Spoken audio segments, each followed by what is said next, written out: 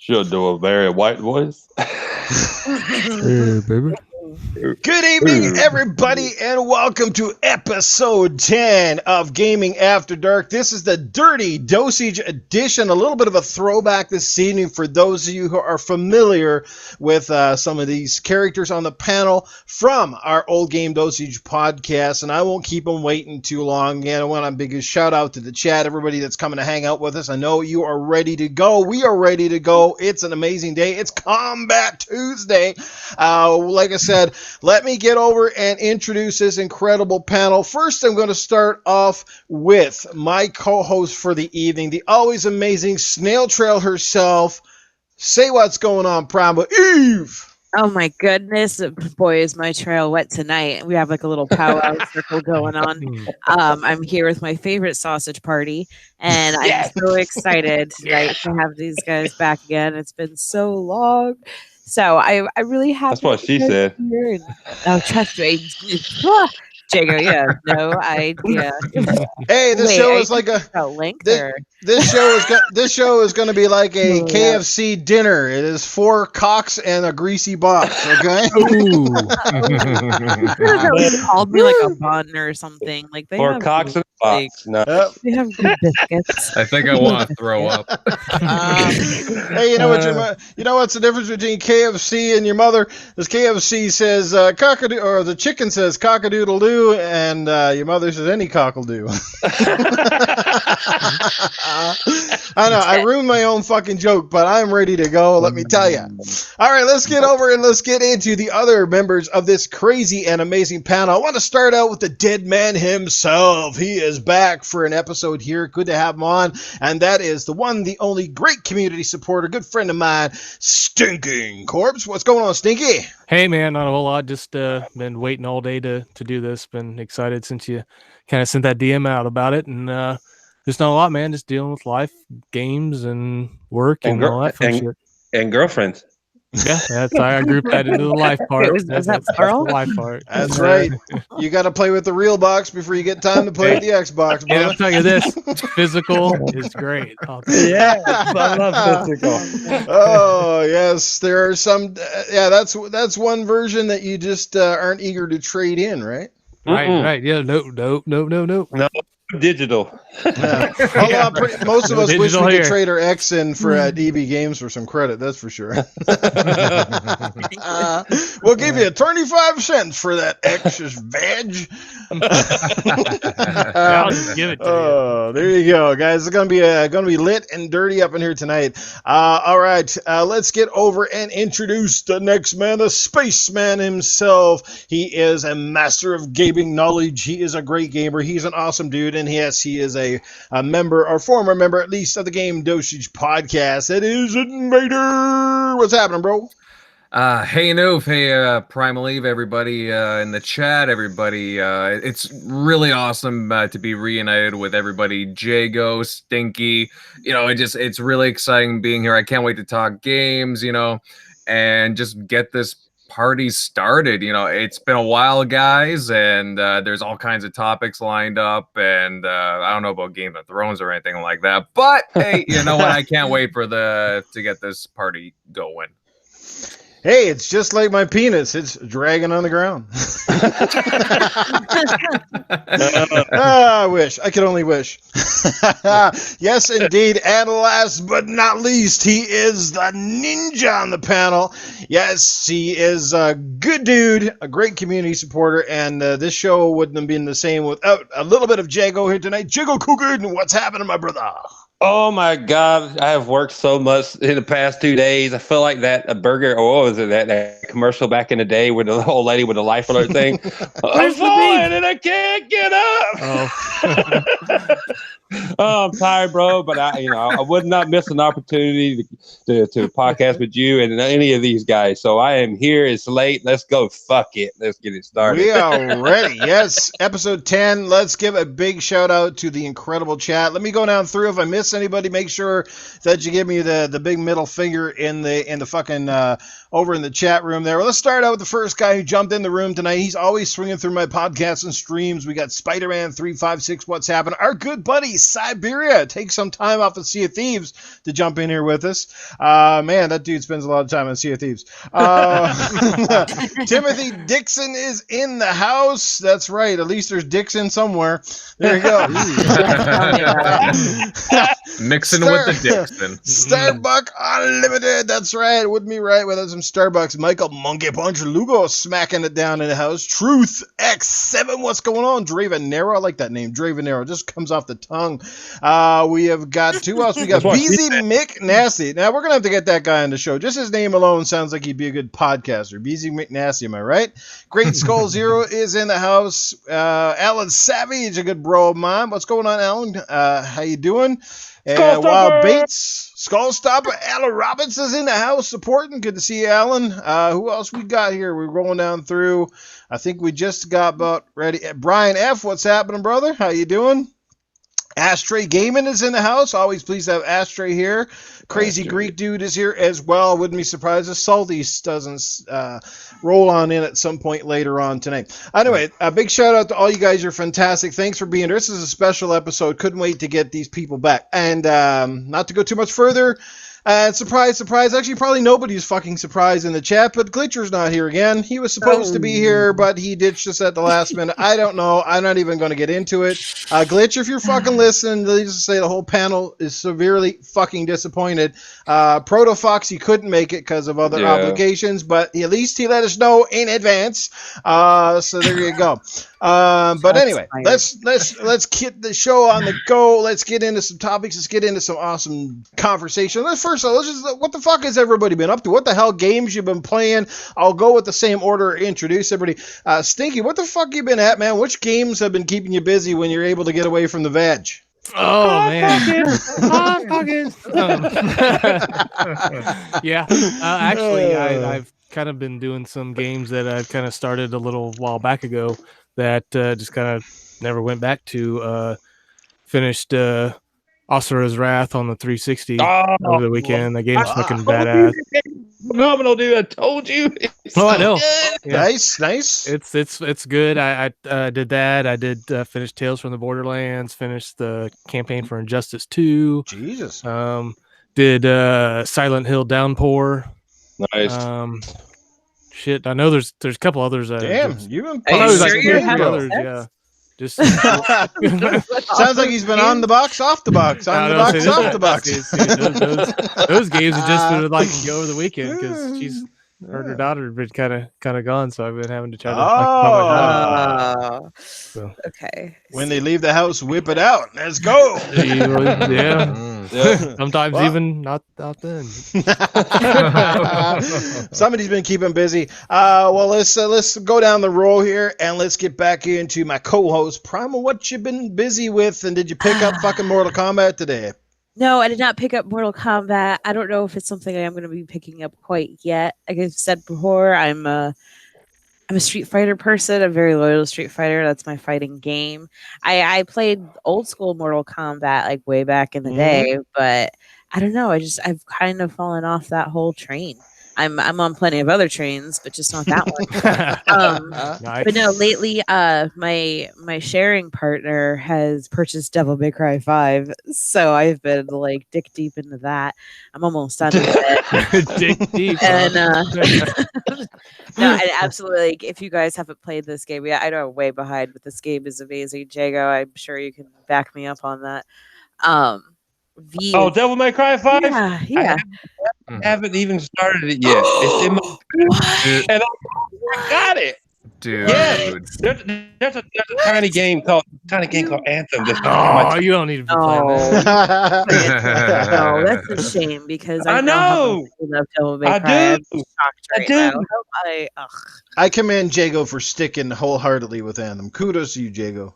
I told everybody day one. I talked to Division 2. I'm going with Anthem, and I'm there. I am a legendary ranger, brother. Decide seriously, Jago. This game, like the new character that they introduced, is so fucking badass.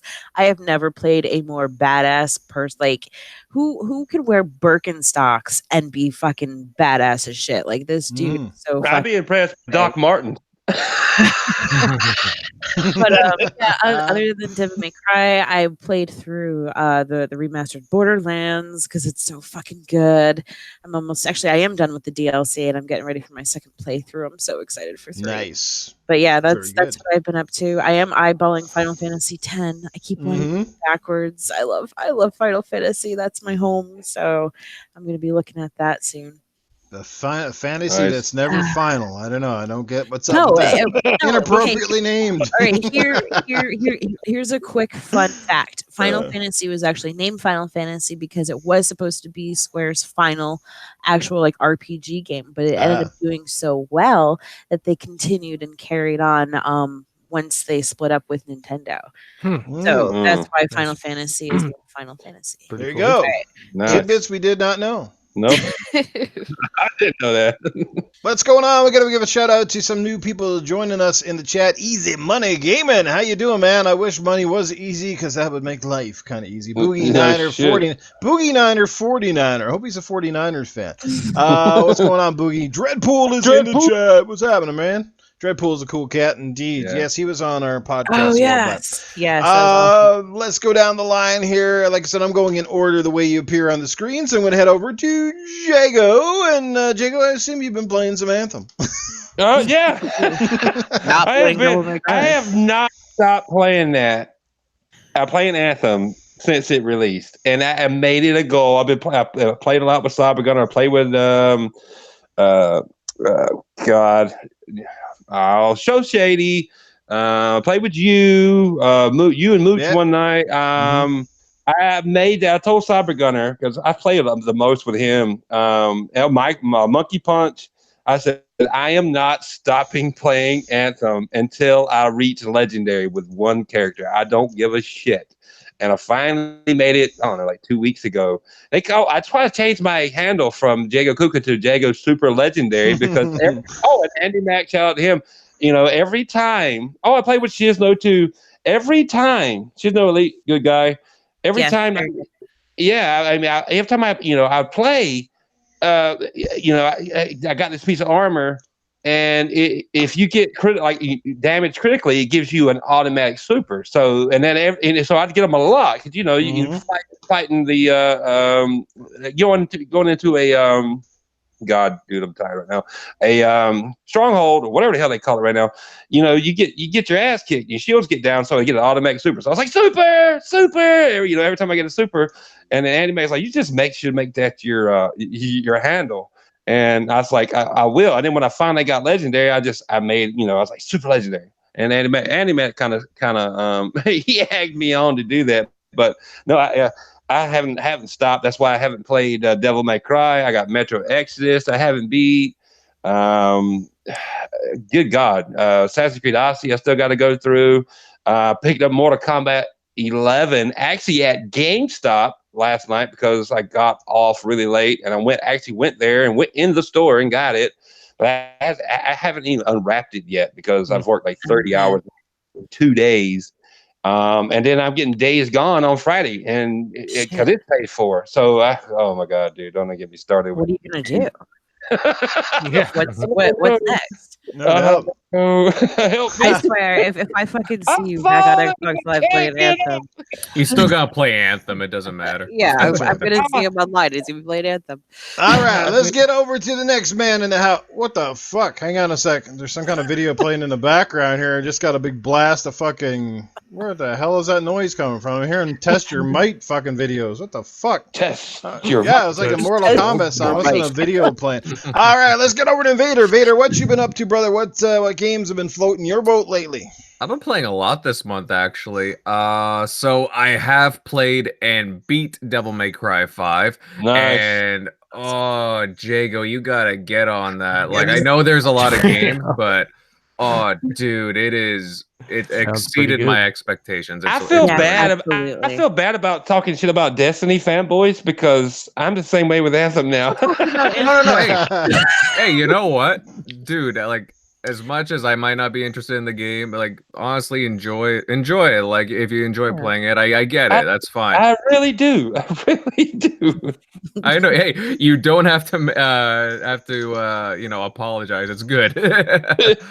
But yeah, I've been playing. I beat Devil May Cry 5. I played a bunch of Game Pass games, like Abzu and what else? What Remains of Edith Finch, like a bunch of games I had missed before. And man, I really enjoyed those games. And now I'm on to Ace Combat 7, and oh man, that's another good one. There's too many good games going on right now. But honestly, guys, if you like fighter games, like it's really good. It has a really good soundtrack. No, it's fun. Definitely get on that if you need a really good action-y game. Yeah, I heard Ace Combat 7 is nuts in the VR too. I forgot to mention. I actually beat the last 2 episodes of Telltale's The Walking Dead. I still have one left. Right. So good. Is that the one that the other company went out and just finished? Right. Yeah, yes. Skybound Games or whatever. Right. Yeah, nice. It was so good. I beat them. I think I beat it Sunday. The last 2 episodes, really good. I'm so afraid. I feel like I fucked up. Like I feel like I fucked up bad. So I'm just preparing. It's really good, dude. Really good. Fantastic. What's going on, Sathius? Sathius in the chat. C-Script, how you doing, man? Thanks for joining in. We got 28 people in the house right now. Thanks for being here, everybody. This is episode 10 of Gaming After Dark. If you're not aware of this channel already, you may want to plug your ears or keep your kids in the next room because shit can hit the fan real quick. Nasty words and dirty lingo are often flying around these rooms. It's not all about games up in here. It's the games we play when the lights go out. Well, everybody's been playing some great games, and a big one dropped today, one of the most anticipated titles of 2019. The moment I saw the graphics in this game, it blew my mind. I've always been a fan of this series, and but I've kind of dropped it over the years. I kind of sort of got away from fighting games. I think you guys all know what I'm talking about. This is Mortal Kombat Tuesday. Yes, number 11 dropped today. I know some people have been playing the betas and all that shit for a little while now. I watched Mel, shout out to Girls Game 22. Watched her playing a little bit of that last night. Looks amazing. I never got to pick up my copy till this afternoon, just before the show, which means I haven't even installed it yet. I know what you guys are thinking. Noob, you got to get digital, man. You can have this shit done already. No. I'm the same, bro. That's okay. Still in the cellophane. I waited for months. I think I can wait just a little bit longer. Yeah. So I'm going to go to the panel, and what I'm going to do, we're going to talk about Mortal Kombat 11, but kind of before we get right into the details of this game and find out who on the panel actually bought it, who's excited for it, who's skipping it. I think Primal already said she didn't pick it up yet, but she might.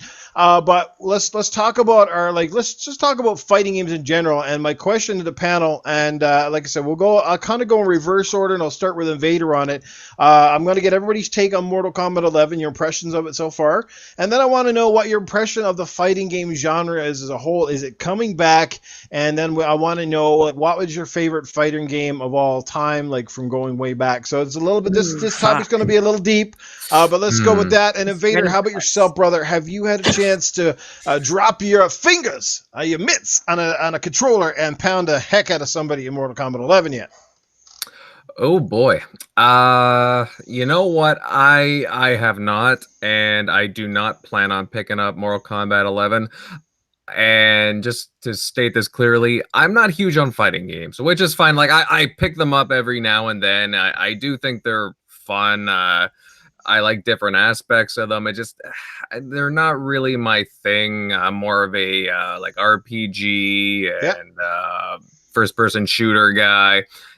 RTS. So, I'm not really huge on the fighting genre, but I can appreciate it.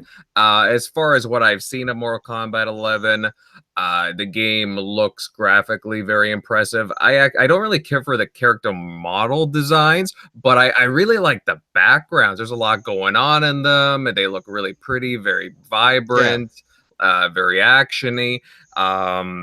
And from what I can tell so far from the reactions, people seem to be enjoying it. I'll admit I am a bit concerned whenever I hear about the M word in games like microtransactions, because I've heard that brought up about Mortal Kombat 11. I'll admit I'm still reading up on it, but people are excited for it. People are interested in it. And you know what? Mortal Kombat is a series that I've played over the years, going back to the Genesis days. As far as my favorite fighting game, it would be going back to the original Killer Instinct back in the arcade. Yeah, Killer Instinct arcade, actually. And yeah, I love that old school vibe to it. Whenever I flip on the current Killer Instinct now, it's just, I love that vibe that I get from it. And I don't know, there's a nice throwback to it like that. And I can appreciate Mortal Kombat, definitely. I'm just not huge on the genre itself. It's not like a must pick up. Right. I've heard about some leaks too from this. Actually, has anybody seen the Switch version? I haven't seen much of that one yet. No. Yeah. Oh no! Don't get me started on that shit. Yeah, I've seen a few pictures of that, but otherwise, yeah, it looks great on the Xbox, PlayStation. But yeah, like again, guys, it's not like a game that I was really looking forward to, but a lot of people seemed hyped on it. If you want to go to somebody else on the panel for like more like excited about it, but you know, hey, you know what? We don't really get too many fighting games these days. I mean, unless you count that Power Rangers game that came out at the beginning of the month. Right. But yeah, no, it's nice to have it back. And NetherRealms usually does good work. Yeah. So. Of the Mortal Kombat games, who might have been your favorite character? My favorite, Mortal Kombat favorite character. Did you ever have one? Was there one that you gravitated to? I mean, a lot of people, especially in the 16-bit era, played, you know, fighting games were pretty much a staple. That was the first person shooter of that generation, right? Yeah, It was fighting games. Yeah. You know, you were playing Street Fighter, you were playing Mortal Kombat. You're playing Eternal Champions. You were playing Clay Fighters. You were maybe even Shaq Fu, but everybody was playing fucking fighter games. It was crazy. Clay Fighter. People dissed that game, but I would love to have it back. I know it was like kind of glitchy and stuff, but I loved it. Heck, SNK was pumping out 2D fighters back for the Neo Geo, just like people pump indie games out for the Switch right now. You know, back then. Art of Fighting or King of Fighters. Yeah, probably Sub-Zero, either Sub-Zero or I can't remember how far back does Smoke go. See, that's the same thing. Smoke's one of my favorite characters. He made his parents playable in the third one, but Mortal Kombat 3. Yeah. Yeah, okay, maybe I can't go that far back, but like to the original. But yeah, you know, I do like a lot of the ninjas and all that. You know, I do really like the old designs and going back to those old. Absolutely. Rob said Pit Fighter in the chat, dude. Do not say Dirty J. Dirty J loves that fucking game. Pit Fighter, wasn't that like, is that what you call it after high school gym class? Everybody's calling armpits? Nice. So you obviously don't have Mortal Kombat 11. You may pick it up down the road, or you might wait for it to come to Game Pass. Sounds like Game Pass has been working out really well for you, by the way. Yeah. Well, thankfully, Megatron there, he'd given me Game Pass. He had an extra, like a spare Game Pass on him. I was like, all right, thank you, dude. And so I've been testing out games here and there. I want to try out Vampires soon and a few other games. Good. I forgot that I was playing it this weekend. It's pretty good, dude. Actually, it's pretty good. But yeah, no, Game Pass so far, it's really working out for me. I could nitpick about some things, but so far, just going into it, having it for like a month or two, yeah, I'm enjoying it. I play like the first game I played on there was Crackdown 3, so I got to try that out. And yeah, Game Pass so far, it's a nice option to have, you know, when you don't want to fully commit to a game, but you still want to try it out, you know? Right. So, well, especially when there's like the shorter games too, like the What Remains of Edith Finch. That's an amazing game. It's completely fucked up too. It's in some parts. I would never played Vampire unless I had Game Pass, and I played it this weekend, and I really got into it. If you're a fan of the whole vampire, you know, being a vampire genre like True Blood or whatever. Yeah, it's got some a lot of RPG elements to it, so it's really good. Nice. I thought it was. I got a cheesy joke for you guys. What do the old arcades and McDonald's used to have in common? What's that? Oh boy. They both had quarter pounders. Hey, it was actually a clean joke for once. What the hell? That was clean? Oh boy. Yeah, I definitely didn't take that clean. Well, I don't know what kind of quarters you've been pounding, but hind quarters maybe. Got some dirty coins there. Dirty coins. Insert in slot. May not remove. Oh man. She's tight if you can stick a quarter in and the fucking the head comes off. Well, as long as a dime and as long as a few dimes don't come out, then you're good. Right. You put in $1 and a fucking penny drops. Starts giving you change. Right. Live action slot machine. Pull on arm. Yeah. Oh man, this is shit. Well, now I know where to get my spare change from. There you go. Oh man, let's get over to the man who obviously names himself after one of the coolest fighters in fighting games, and that is Jago Kuken. You know, the man's got to like fighting games if he's got it in his name. So Jago, how about yourself, bro? Obviously you did pick up Mortal Kombat 11. What's your take on it so far, and what do you think of the fighting game genre in general? You think it's kind of resurging a little bit, and tell us about one of your favorite old school fighters. I think we know which one, but give us your lowdown. Of course, my favorite old school fighting game is Killer Instinct. That's obvious. I grew up with Street Fighter and Mortal Kombat and Clay Fighter and Eternal Champion, and I mean there was so many back in the day. I don't know if they're making an actual resurgence, but I don't think they'll ever. The fighting game genre will never go away. Never go away. I mean, you got Marvel vs. Capcom. You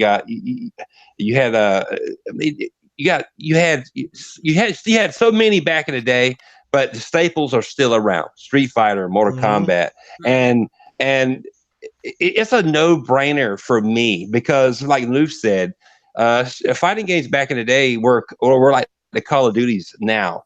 So, like I said, it's no-brainer for me to pick it up. I actually haven't. I could have worked so much in the past 2 days. I actually haven't even pulled off the cellophane of Mortal Kombat because I bought the physical copy from GameStop because I know people hate on GameStop, but I still try to support them because there's some cool people there. But I actually haven't gotten into it yet. I haven't even put the disc into my machine, and that's a no. Don't tell Mel that she doesn't like putting disc in her Xbox, but I'm okay with in my slot, but I haven't actually had a chance to. Me and Daz actually, we did a little thing where we did a review of the beta, and he put it on his channel. Shout out to UK Dazers. He's awesome. He loves fighting games just like I do. The beta didn't impress me. I'm a fighting game nut anyway. I'm going to buy it. I bought MKX, MK9, Justice 1 and Justice 2. I buy fighters, of course. I mean, look at my avatar. I love fighters. The beta didn't impress me with the selection of characters that they gave us. It didn't impress me. They changed Scorpion. And I know you can customize your characters with how they look and the movesets they got, but it just didn't impress me. But I haven't had a chance to dive into the actual game yet or see the campaign, and I'm still waiting on that. But it wasn't, like I said, it's a no-brainer for me. Day one, love fighters. Well, it's super nice to see that, like graphically, this game really has really set the bar high. Like if you look at this one compared to number 10, like you can definitely tell this one was built for the newer hardware and wasn't meant to be ported. Oh yeah, there's a huge difference between and we all thought MKX was amazing, and it was for its time. What was it, 2015 release or whatever? Yeah. It was amazing, but you look at the difference between MK11 and MK10. You can tell that they built this, like you said, for the newer, newer generation of consoles or whatever. It looks amazing. That's what sold me on to start with. Let's be honest. Looks grab you, but then you have to actually dive deep and see how the game plays and how the game mechanics work. but yeah, dude, I can't wait to get into it. But yeah, like my favorite fighting game of all time, of course, I played the Street Fighters. I grew up on Street Fighter. Hell, I learned how to do a shuriken and a Hadouken on Street Fighter. That was Hadouken. But you got to respect the old school, and that's Street Fighter and Mortal Kombat. But I just, I'm looking forward to getting into it, but I just don't know when. So, but yeah. I'm going to say this much. The person you need to be scared of when it comes to fighters is E Honda, because that motherfucker could bitch slap you silly. Oh, man, from Brothers Get your ass. He a bitch slap you silly, son. Yeah. You Virtua Fighter and Tekken too. I mean, I was huge on those. Who didn't love those back in the day? Mm-hmm. I just looked down and saw your tweet or your thing in the chat. Absolutely, love Virtua Fighter, man. The Bryants, Jackie and Sarah, man, those were awesome. Plus was the ninja guy. What was his name? God, Cage. Yeah, K-A-G-E, yeah. Awesome. Let's get over to Primal Snail Trail herself. Obviously, you didn't buy Mortal Kombat, but you are familiar with the franchise, and I got a funny feeling there are some awesome characters in there that you know and love. I mean, fuck, I'm pretty sure you must have been a big fan of Goro back in the day. After all, the fucker was huge and he had 4 fucking arms. Right? Imagine what he could do with his fingers. Who doesn't want to be like quadruple fisted? That's every girl's dream. Well, no, like of course, like I love my ladies. So for like Mortal Kombat, it was always like Kitana or Sonya. It was one of those two. But like I dropped off of Mortal Kombat a long time ago, and I remember just being so weirded out by some of the lore because I was so behind. Like who the hell is Cassie Cage? Like I got so confused by that. But no, I'm a major Street Fighter fan. Absolutely love Street Fighter. I love how they keep increasing the size of Chun-Li's thighs. But no, I think my favorite. Oh man, see, also Soul Calibur is another one for me, and I remember being so excited on the GameCube because they put Link as one of the playable characters, and I always thought that was so badass. But yeah, Street Fighter, probably my favorite one, the one that got me like hooked would be Street Fighter 2 Turbo. That was the one that I was so addicted to, and I couldn't stop playing. And I love Chun-Li. She's probably one of the most difficult Street Fighter characters you can use. Her moves are absolutely ridiculous. Yeah, those hips don't lie. No, they don't. And I remember like my whole entire life when she does that like spinning. I used to think it was spinning side kick. My whole entire life I thought it was spinning side kick, just to find out it was spinning bird kick. And I don't know if it was some poor Japanese translation or not, but I just remember being completely weirded out by that. But as far as fighters, like I'm in the same boat as Invader. Fighters aren't my first choice. If I have to choose one, it's always going to be Street Fighter. But my love for games are in another direction. Doesn't mean I won't kick some ass. By all means, you give me some sticks and I'll show you what I can do. Awesome.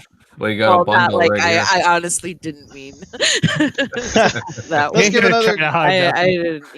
Let's give another quick shout to the chat because we got some other people dropping in, and we got Fastback is in the chat. What's going on, Fastback? Shout out to Matthew Roy Couture was here. I think he might have just left, but thanks for popping in, Matthew. Terrence Tate is in the house. What's happening? Jay Slayer J66.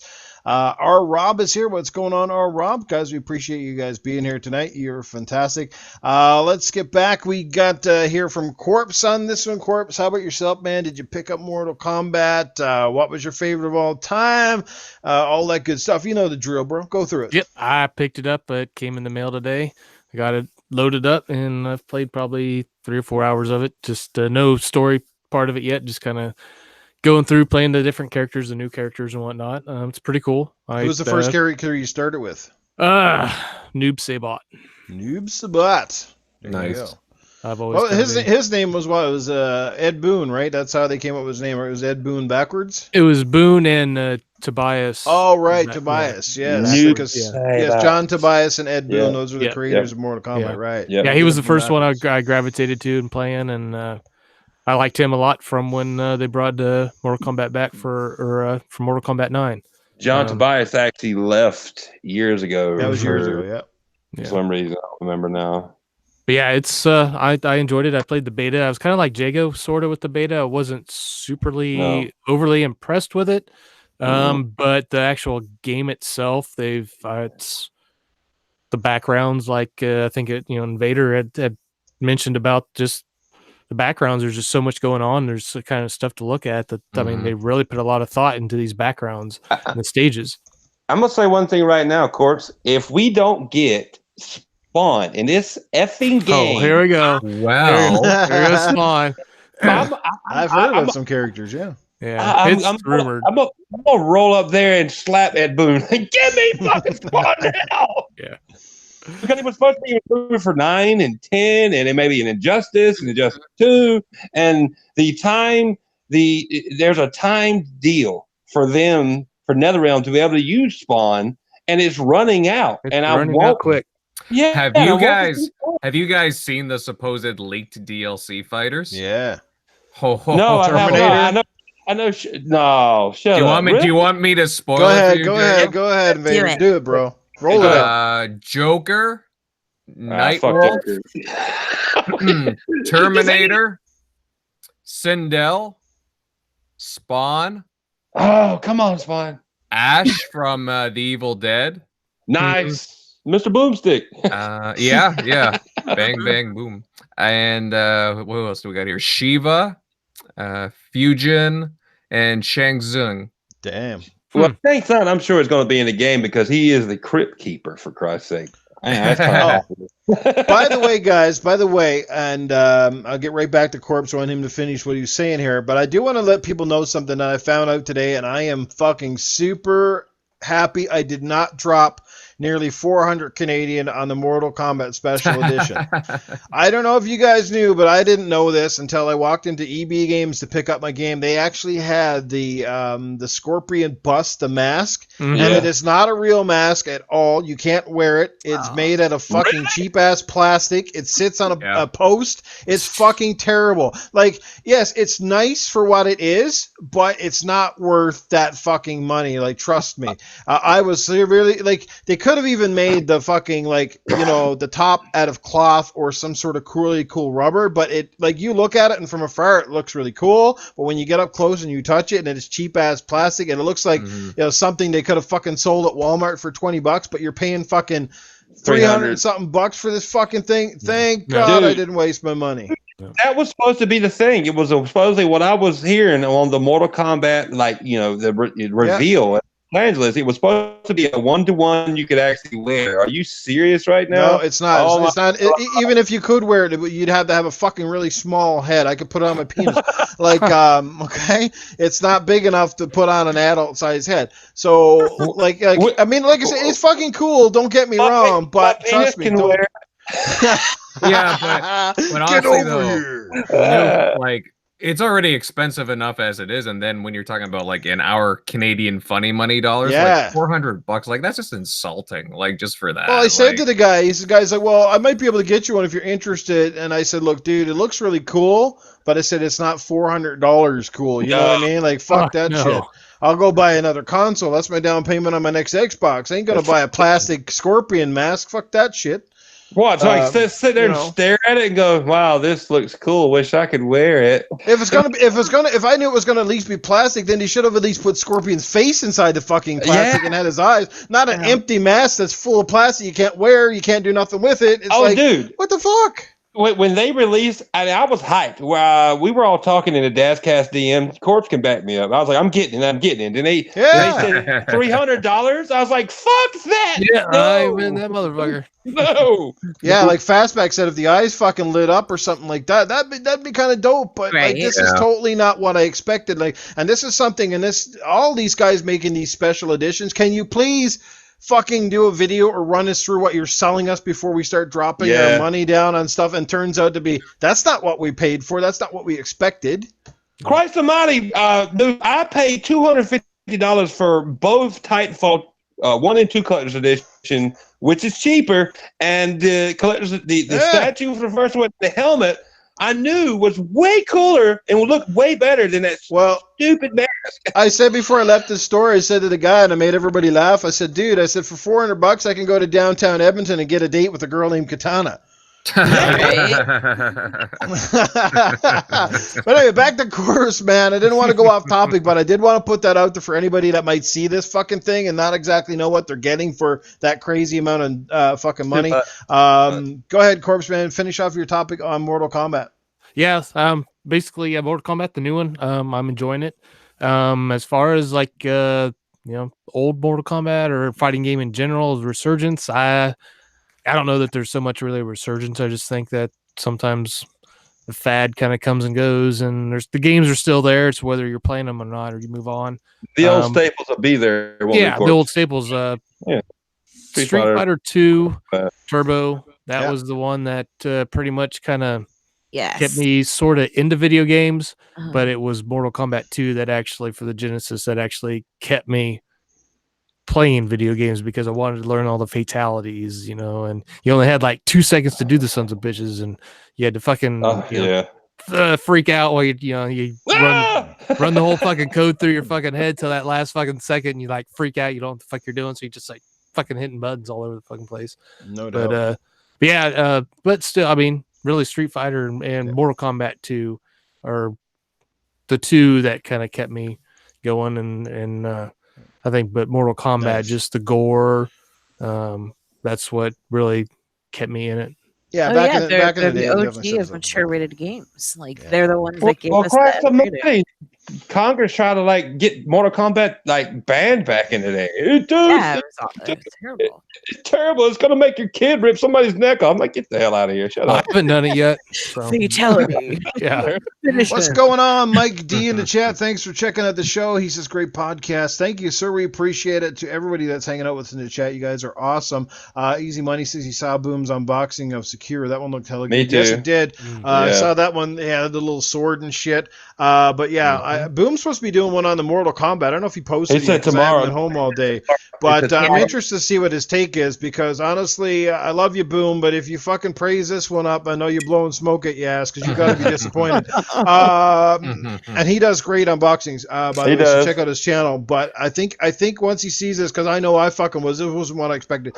But one last thing before we move off of the Mortal Kombat, because we might come back to this a bit next week, because a lot of people really haven't had a chance to kind of get balls deep into combat right yet. Right. But here's an interesting one I was going through just before the show.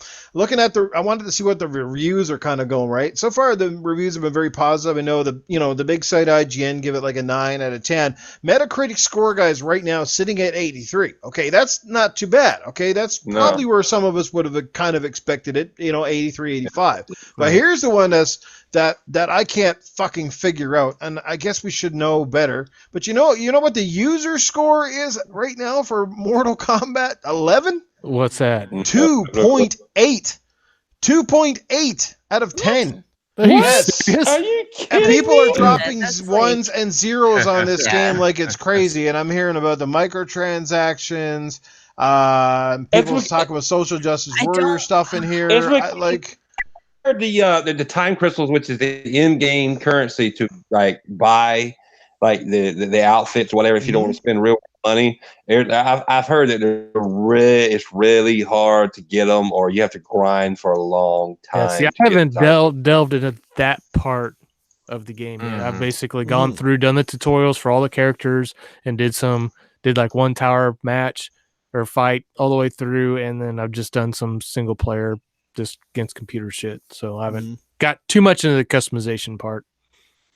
Stickfigures in the chat. What's going on, Sticky baby? There you go. Yeah. Creepers in the chat too. Born Distracted in the chat. I'm gonna say this right now too. Last night when I picked up Mortal Kombat 11 from GameStop, they were giving away MK11 lunchboxes and a actual mask you could wear. It was kind of like a head sock, if you know what those are. I got one. Yeah, and that's the only reason I went right after work at like 9 o'clock, because I worked like almost 14 and a half hours yesterday. But I was like, now that's my mask I can get and not pay $300 for, and it's actually pretty cool.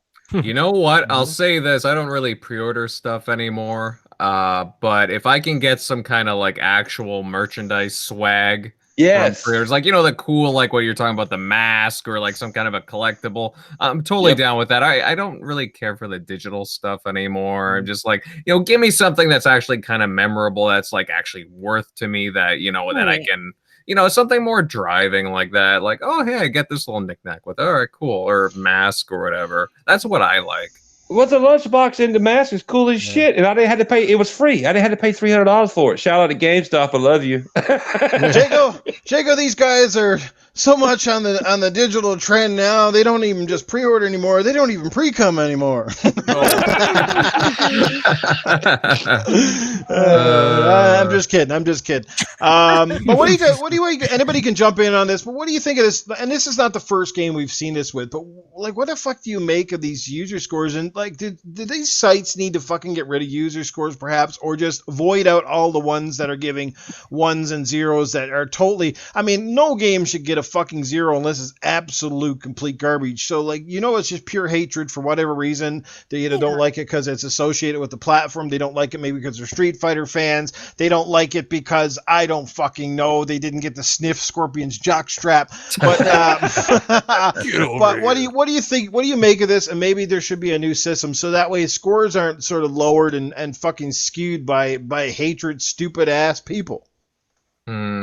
It depends, because you still want people to, join in and, put their score on there. Like, how do you evaluate that? I don't know. You don't want like a Rotten Tomatoes thing where they're like removing comments or scores or whatever. Yeah. So like, you could cause a lot of drama that way too, and just make things worse. So I don't know. Like, I would like a better system in there too. But then again, let me put this question to you. Like, again, I haven't played the game, so like, I'm on the fence. It looks pretty cool to me. I've heard things too, but if the user scores, like the average Joe scores, are that low, we're talking about like sites giving it like an 8 out of 10, 9 out of 10. Do you think it's too high for the big sites doing that too? Maybe it should be lower.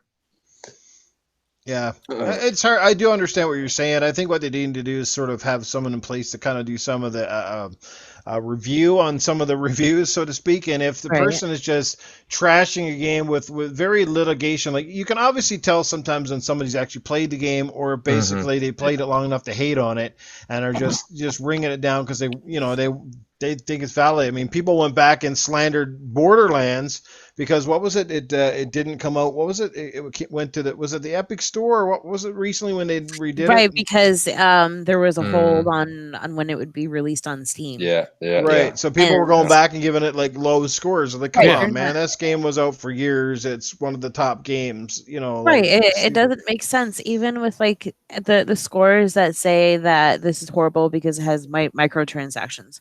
What does that have to do with the actual gameplay of the game? It's the same people. It's the same thing as people review bombing Quantum Break back in the day, and they didn't even have a fucking Xbox. Quantum Break is fucking phenomenal, dude.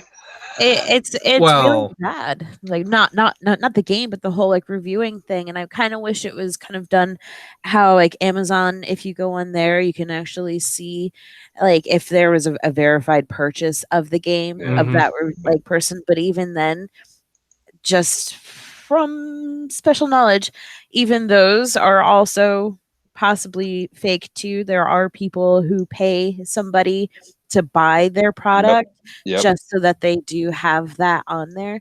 So you really can't even trust anything. And yet, of course, there's going to be people who hate on a game. There's going to be Sony people downgrading all of the Xbox games, and it's going to be vice versa. There's going to be Xbox people downgrading the PlayStation games. There is no such thing of like as an actual legit review of any game. That's why I don't even bother.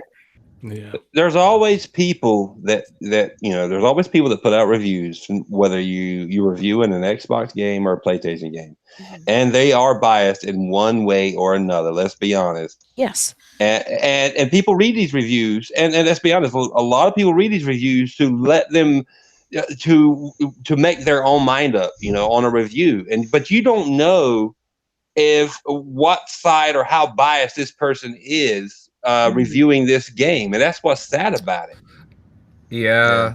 The thing with reviews too, even from the big sites, is sometimes they have some really stupid like cons. For example, remember the less X button or something on the Gears Ultimate Edition? Like, you know, you get stuff like that, and then you're shaking your head, and why did it get a lower score? Like, it just, you know, you get the weird stuff like that. So, you know, sometimes you know, the journalism does need to get called out there too, the same as, you know, the average Joe leaving a comment, you know, just that kind of stuff.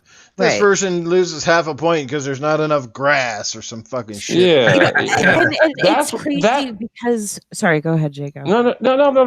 Okay, that's fine. I'll talk. Wait. Ladies first. Go ahead, sorry. Go ahead, Jago. So why don't you two figure out who's getting head here? Let's go. All right, I'll go really quick. It blows my mind because back in the day, we have all of these games that have influenced us and the games that we have now. We didn't have these reviews and things like that. It was by word of mouth, and maybe like Nintendo Power might have like a review, and like slowly we started getting those magazines which had demos in them, which was so cool. But how has it changed so much? Why can't we keep reviewing games like how we did before? I understand everybody has their own opinion, but not all of them are actual legit opinions. I honestly miss how games were played, reviewed, and just discussed back in the day. I don't know what the fuck happened to our gaming community. It's absolutely abysmal, and it drives me fucking nuts. I can tell you what's wrong with it. It's 2019. Well, it's hard to find the middle ground. That's the problem, because you either got one side that overhypes the fuck out of everything and gives tosses out scores like, you know, like they're tossing out fucking free stickers at a kid show or something, you know what I mean? And then you got the other side that fucking can't wait to throw a bad score because they know that their site needs clicks, and if they trash the fucking game, especially the more popular or anticipated a game is, the more that they trash it, it's kind of like they're going to get people going, why the fuck are they giving it so low? I got to go over and check it out, right? That sort of thing. And I mean, come on, I just find it awful funny too when it comes to Xbox in particular. Like anything that's related to Xbox seems like it loses points. Maybe it's just my perception because I'm an Xbox guy, but it just, I mean, you know, Crackdown and fucking Sea of Thieves aside, which, you know, honest, we got to call a spade a spade. They're good games, but they're not like fucking something you go out and, I'm going to say it right now. Fucking State of Decay 2 is trash, and I'm an Xbox guy. I'm sorry. I'm sorry. I'm sorry. I'm sorry. I'm sorry. Dude, you don't have to be sorry. It's fine. No, I like how he's trying to be so nice. It's like, I'm sorry. No one should apologize for their enjoyment. No, because I grew up in the era of Nintendo, Sega, and we all got along. It was friendly. It was friendly banter between Sega and Nintendo guys, but we all enjoyed. You know, if we had both of them, or you went to a friend's house, you didn't like, I'm going to kill you, fucker, because you don't like Sega. Really? Come on. I mean, nowadays, people take shit so freaking personal. If you talk crap, I'm like, dude, I've had every PlayStation. I've had every console known to man. I'm looking at you, Atari Jaguar and Kasumi Ninja. Terrible fighting game. I've had a Neo Geo home console. I've had a 3DO. I've had a TurboGrafx. I had them all. I don't get mad. I don't go on Twitter and post rants when somebody talks shit about Halo or somebody talks about Nintendo. I don't do that. But nowadays, people get so, excuse me, Lord, so motherfucking butthurt if you don't agree with them. It's ridiculous. And it pisses me off. It is. Jago, I'm right there with you. It does piss me off because back in the day, you know, if somebody had a PlayStation and someone had a Nintendo and you would go over each other's houses, you wouldn't be bitching at each other. You would be sharing your experience. You would just game. Yeah, exactly. Superman N64 was the best game of all time. That was trash. Well, no, because also back in the day, all three systems were also separated. So was a single player, and it was more of like an entertainment system. Yes, what was your multiplayer, the more violent games, and then you had Nintendo. That was your family friendly, you know, happy system. Hello, Nintendo Entertainment System. Right, but no, it's a shame. Well, now that all systems are trying to like best each other instead of working together. And what was his name from Sony? I can't remember, but he said it best is that we should be coming together and doing gaming together instead of separate. Thank you. And that shocked me coming from Sony, because honestly, I kind of get like a really horrible vibe from Sony. Like they're just like a creeper in a white van stalker. Kind of, yeah. But I can't hate. Just trying to give out some candy. Right. Well, but see, Sony was a major part of my childhood too. That got me into all of the RPGs. So I can never hate on any of these systems because they all brought me up. But now it's terrible seeing everybody so separated. I don't understand what the fuck happened. Why can't we all just play games? Like that's all. Video games, and I've said this on Retro Renegades. Stinkincorpse can back me up. Video games has almost become political now. Yeah, it's to that point, and that's ridiculous. Stop it. Buy the games you want to game on. Stop spouting your stupid shit when somebody triggers you on Twitter. Just shut the fuck up. Like I grew up, my grandpa told me, if you don't have nothing nice to say, don't say it at all. And that means go to social media. Who cares? Stop being triggered, you asshole. Yeah, but can you imagine if people didn't have Twitter to bitch about all this stuff? Otherwise, man, people would be really building up stuff. Like like I see some stuff on Twitter and it's go get laid. Garbage. Do that. Yes, indeed. Let's keep the few topics going before we begin into some lighthearted stuff. We're about an hour into the show. Thanks everybody in the chat once again. Stick Figure, what's going on? No, it's flying. Stick Figure, what's happening, brother? I think I'm going to give you a shout out already, but if I didn't, there you go. Chaos Theory, what is happening, my brother? How you doing? I saw Shannon Lovely in the chat earlier. Not sure if she's still hanging out with us, but thanks for being here. I hope it's a girl. I do know guys named Shannon too, so I hate to make that assumption, but there you go. I'm going to assume you're a girl unless you otherwise correct me or slap me in the face. But I want to talk about another topic that obviously has been fairly large recently, and we're talking about the PlayStation 5 specs. Right after Inside Xbox, PlayStation sort of dropped somewhere from an inside source, I guess. We don't know if it's confirmed yet, but it looks like it could be concrete. I want to get your opinions on it. I'm going to kind of start with Invader because Invader, I have lots of respect for, well, everybody on the panel, but Invader's one of our most versed tech guys on the panel. So you had a chance to check out some of these leaked specs, Invader, I'm sure, and you probably talked about it on some of your podcasts. What's your take on it so far? Do you think it could be legit? What kind of price point do you think it's coming in? And where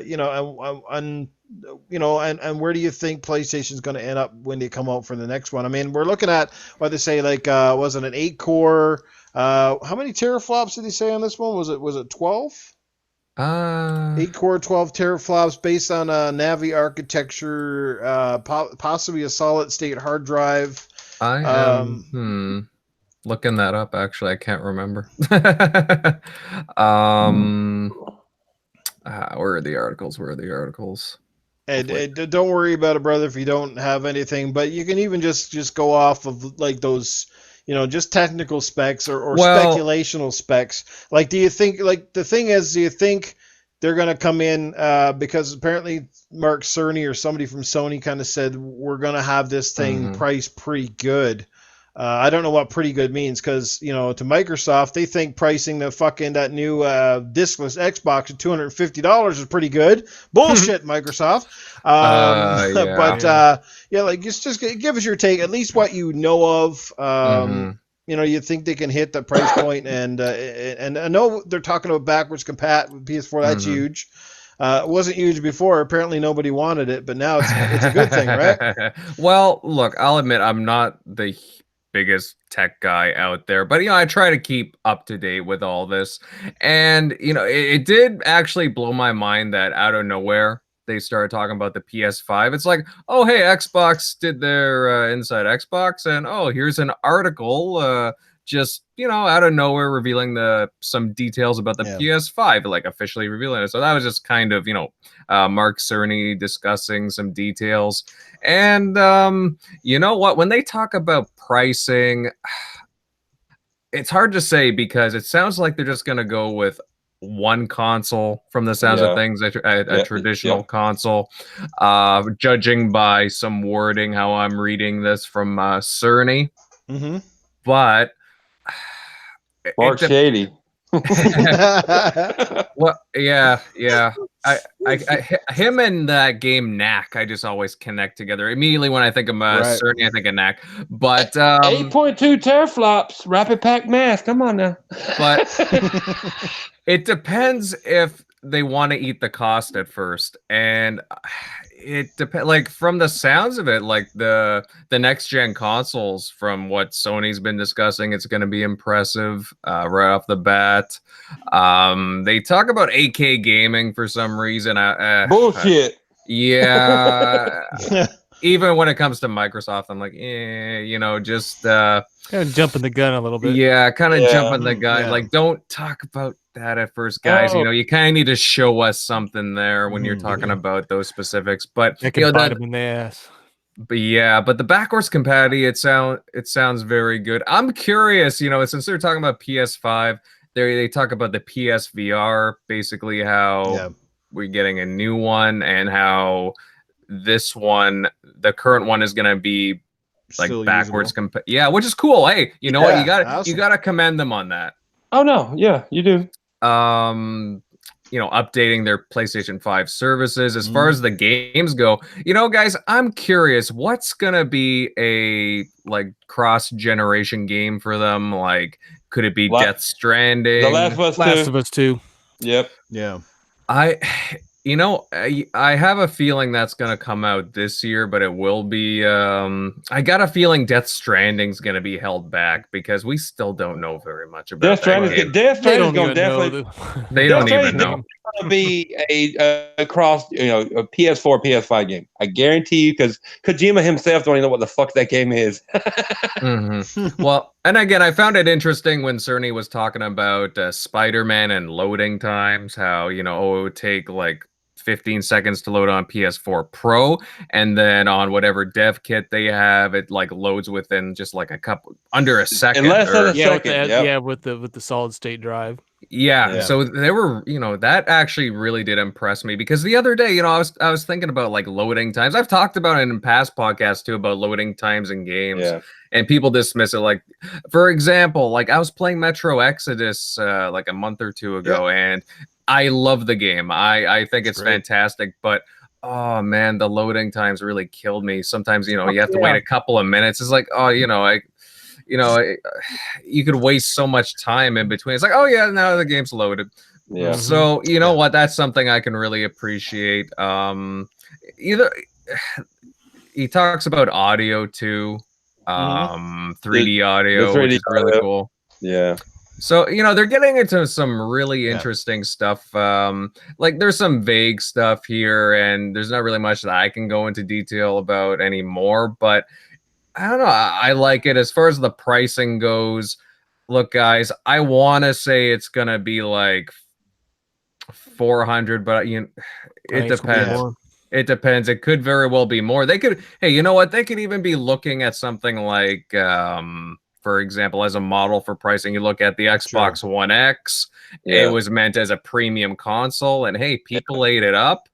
Not that I don't know if Sony's gonna follow Microsoft on that, because Sony's kind of been doing their entire own thing this gen. But hey, you know what? People are willing to pay more for a premium piece of kit from the looks of it. They did it with the PS4 Pro as well. So we'll see. It could be anywhere from 4 to 5. Honestly, well, 400 would be a great price to start at, like $399 US, which would probably equivalent to about well, either way, Noof, we're gonna get Canada. Hit. We're gonna here get in Canada, hit either way. We get clobbered. We got clobbered with the other ones. But here's the thing, right? Like, and I'll just say my piece. I won't go too long. And basically, we won't get everybody just talking about specs here. I'll kind of ask sort of a variant of questions the rest of the panel, so we don't just kind of drag the same thing to the mud. Yeah. But I'm just going to say that I think when it comes to both competitors between Microsoft and Sony, I think Sony is, like, even if the Anaconda comes out and yes, it has a higher spec, I think Sony is the ones who are more than willing to take a bit of a risk and take a bit of a hit on hardware. And the reason I'm saying that is because Microsoft's got their eggs in 101 baskets right now, right? Basically, they're gunning whatever you can access, you can play the fucking game. So they don't really give a shit. They'll milk the console because they know if you really want it, you're going to pay for it. and they're going to put their shit on everything anyway. Where Sony, I mean, through this generation, they've been predominantly selling on hardware alone, right? They're boasting all the time, and I think that's going to continue. They may come around, they might join Xbox eventually and catch up to some of the things they're doing. Like I said, leaning towards streaming, etc., etc.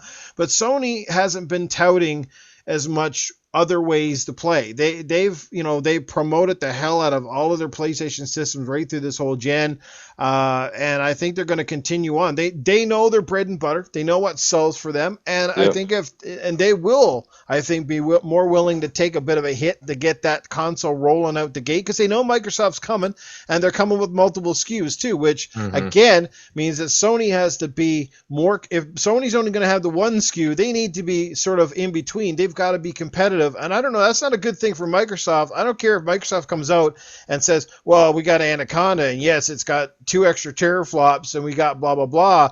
If it shows up on the shelves and it's more expensive, who the fuck's buying it? Well, not the average consumer, right? They're going to go for the cheaper PS5, and the new Anaconda is only going to sell to the Xbox hardcore. That's who's going to buy it, just like the same people that bought the X, right?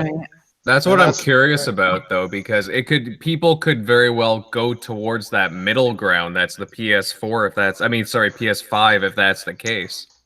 When you're the market leader, which obviously Sony is, because Xbox screwed themselves in 2013, you can afford to take a loss on a console, because last night when I picked up my copy of Mortal Kombat 11, guess what?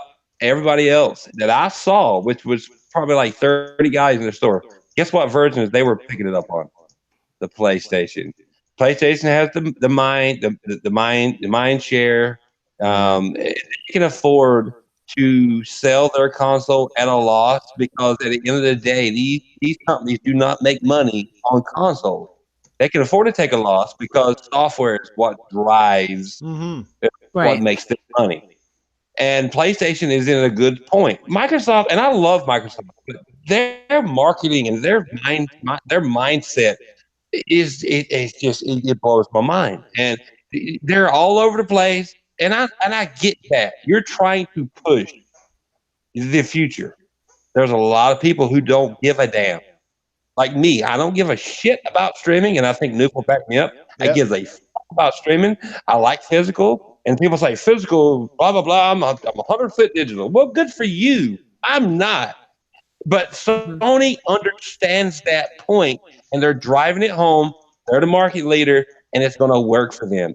Microsoft trying to bring out 60,000 different consoles. You're just going to confuse the consumer. Not me, not us on the panel, but 80% of people. The average casual gamer. Are casual. So you walk into GameStop, which there's a lot of ignorant people at GameStop. Not mine per se, but there's a lot of.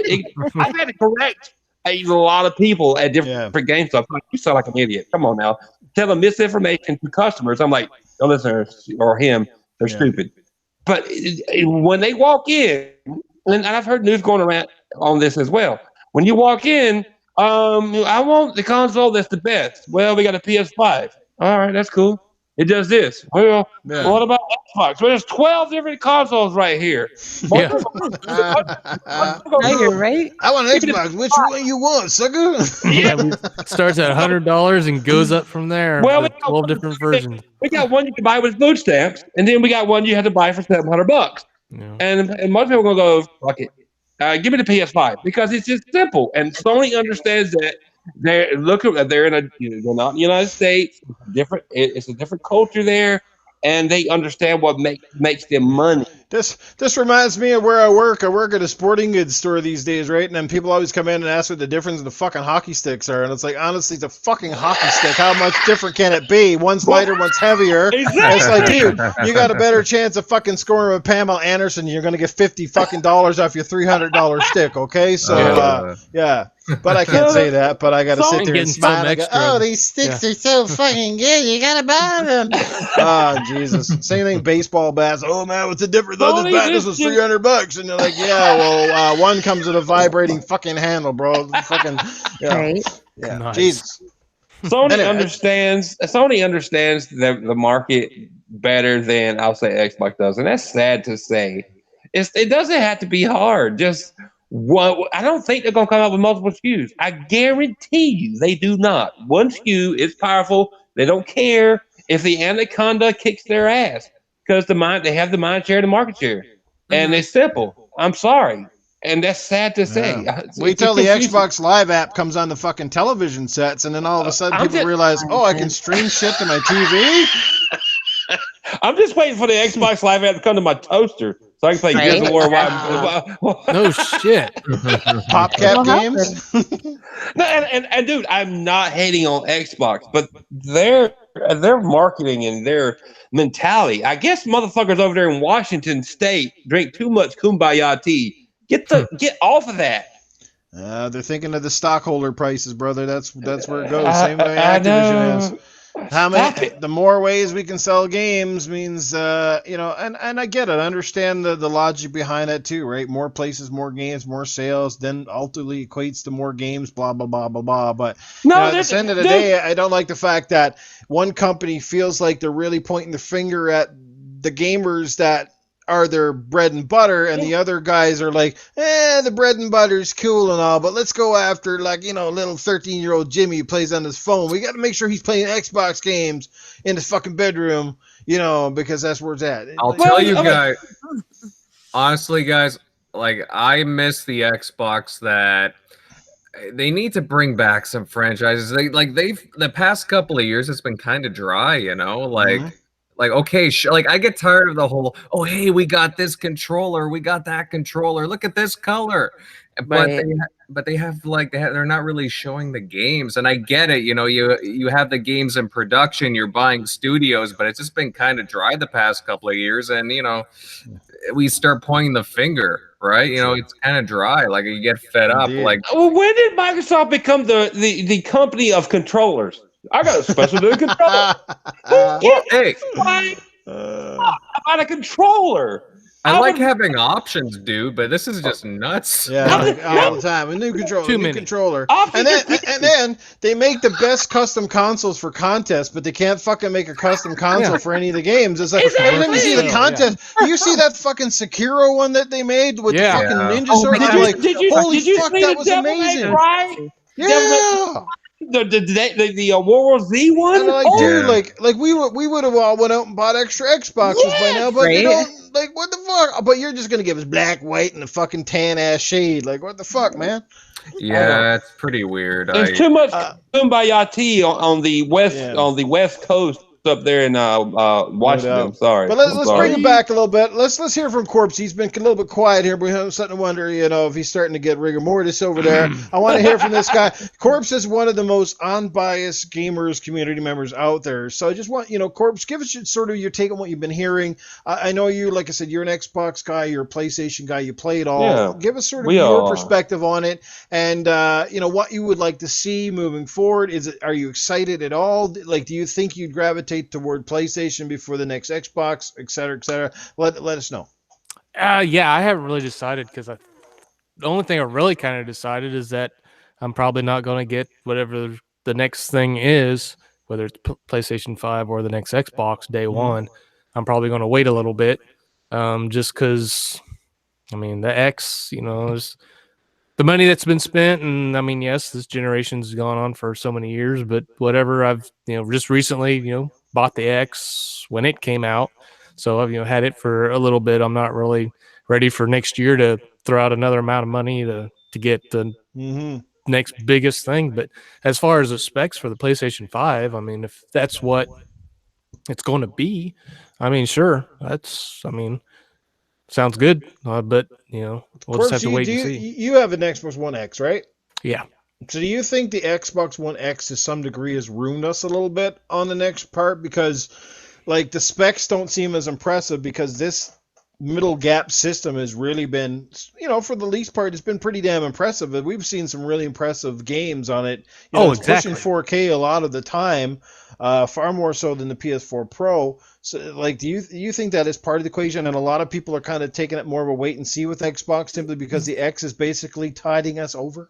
And I think we're not seeing the huge leap in difference in the generations of seeing certain, some games you could tell, okay, well, that's a certain generation from, 5th generation or 6th generation or something, an OG Xbox game compared to a 360 game, you could really see a big improvement. Now you've just gotten to that point. The games are getting so big that it's a resolution thing now.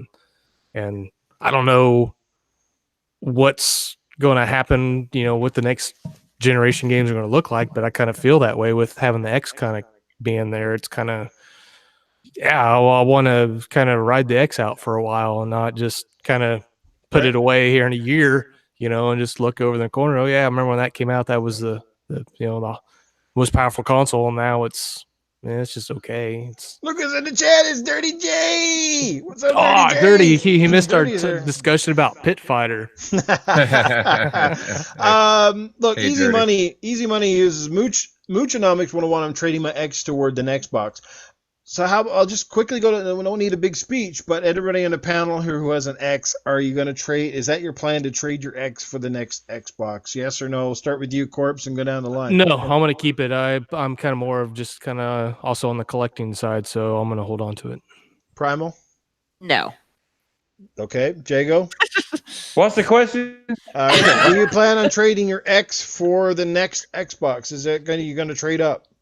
No, I'm gonna keep my X. I honestly, and this is sad to say, I'm not getting an Xbox Anaconda, Lockhart, Smurf Edition, whatever the fuck they're selling day one. I'm sorry, I just spent $500 on my Xbox One X.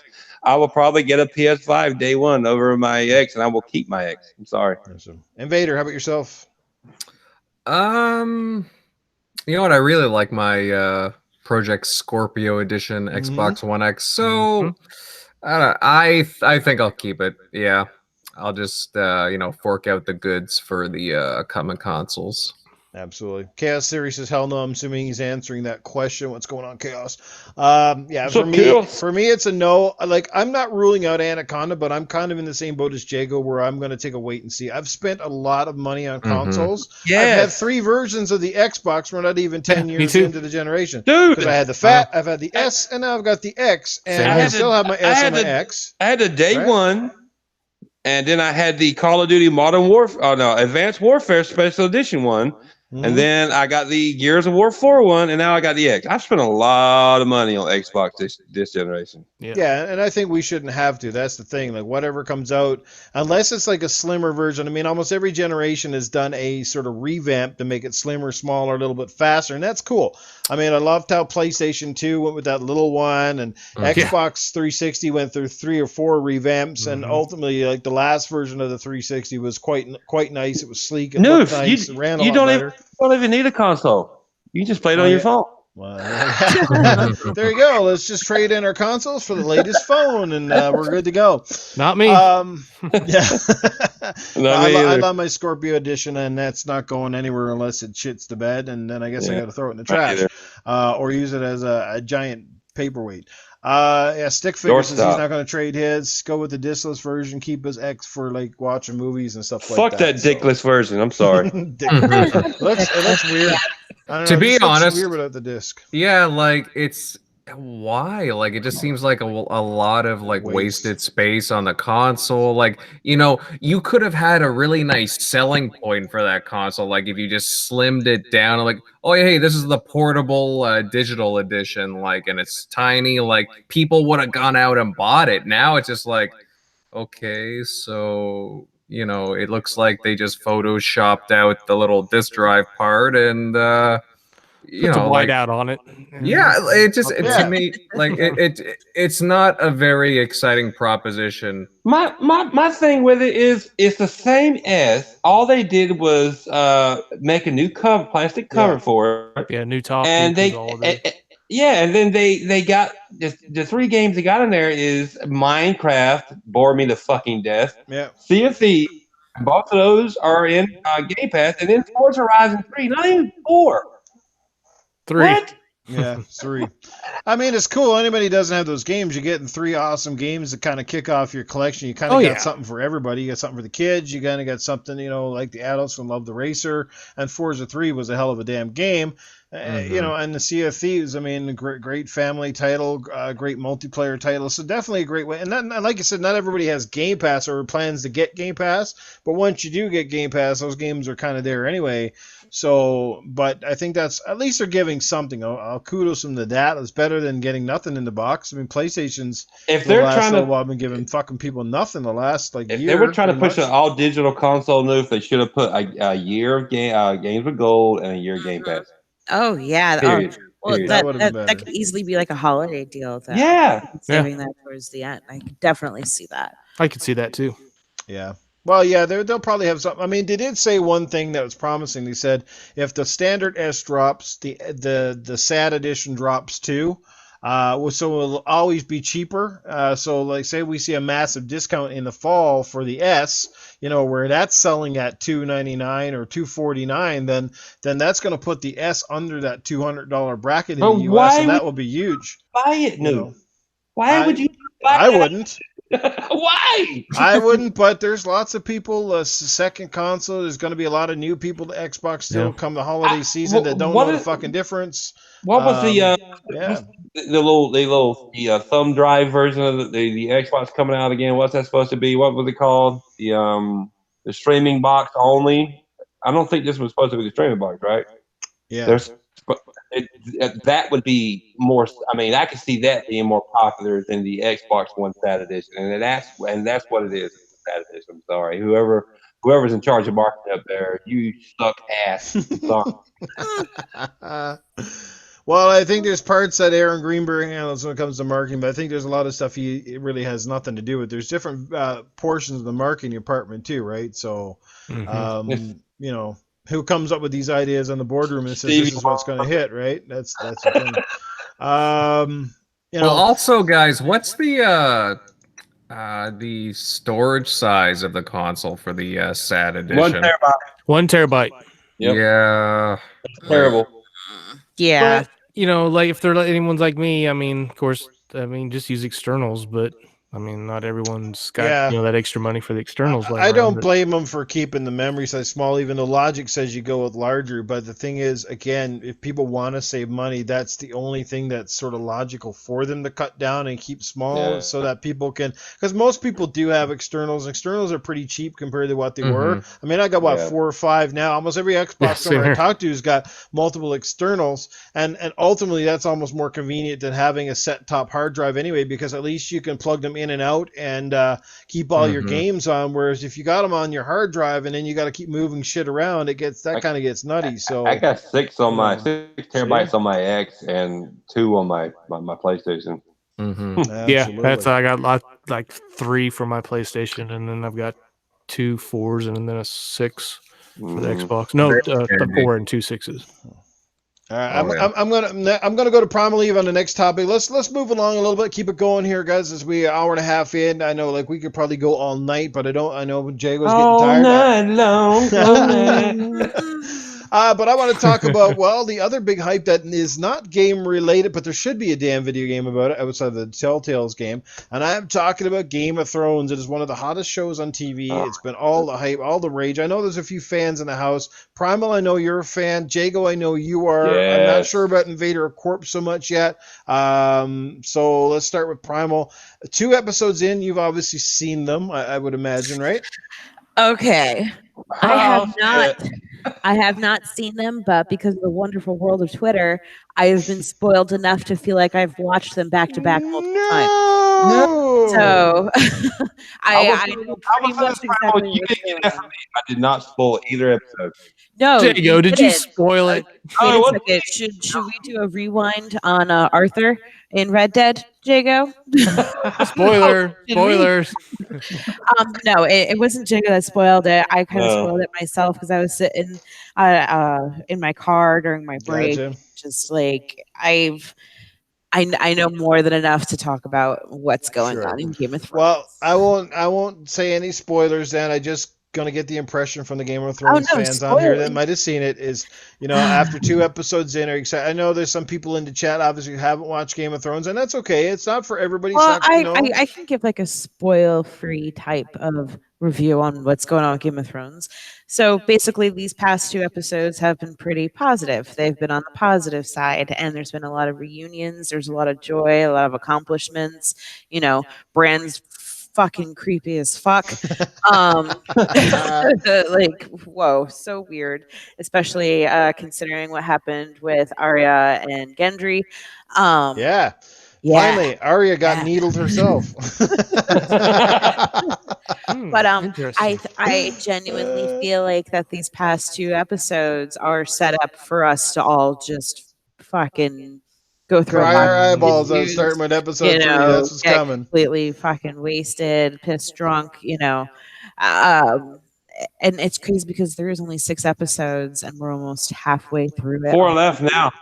Mm-hmm. And they're 80 minutes long, I believe.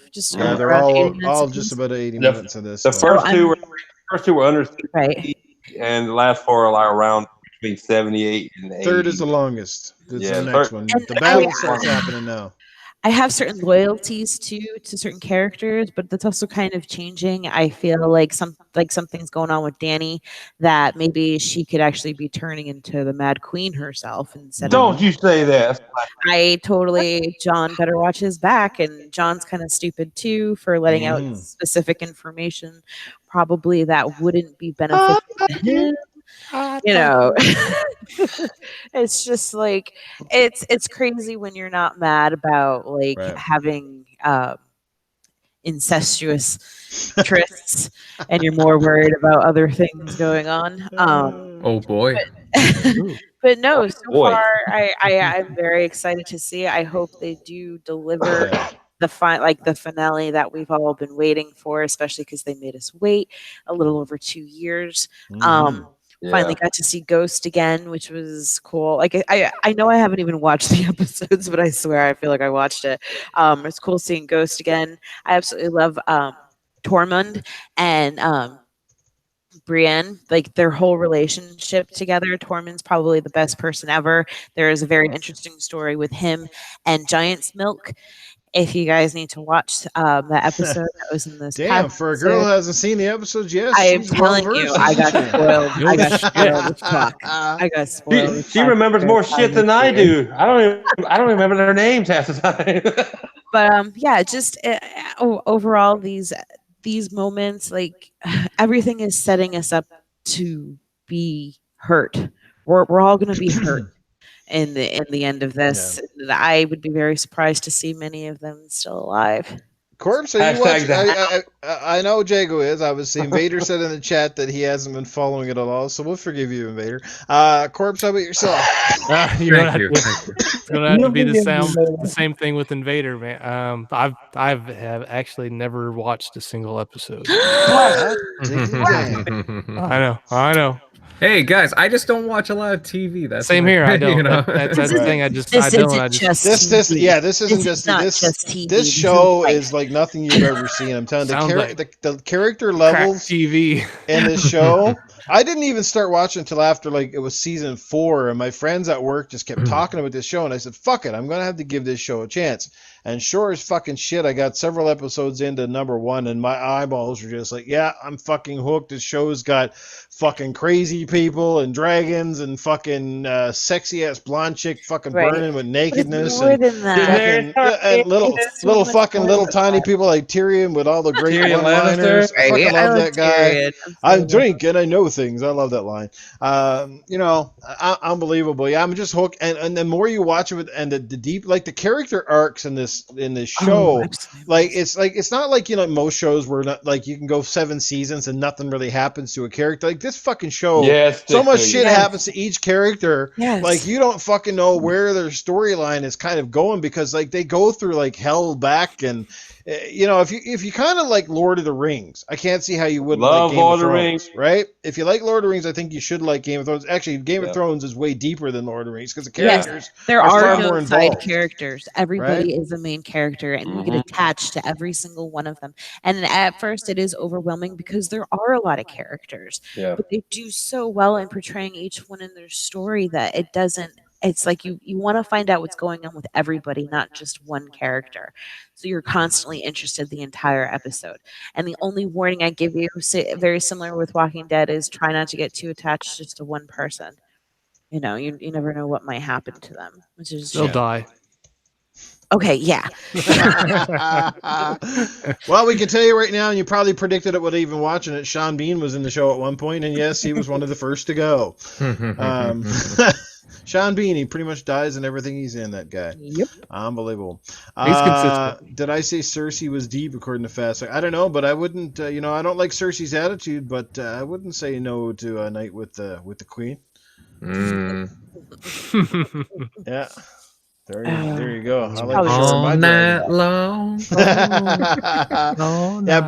Vader was talking about Breaking Bad. That's another fantastic show too that I was late getting to, but when I watched it, I was hooked. Fucking Walt, man, he just the shit that he goes through and how he turns from that regular guy to fucking a guy that is Walter White. Like the morality of him and the shit he goes through. Like you can almost like put yourself in a situation. What would I do if I was in the same fucking shoes?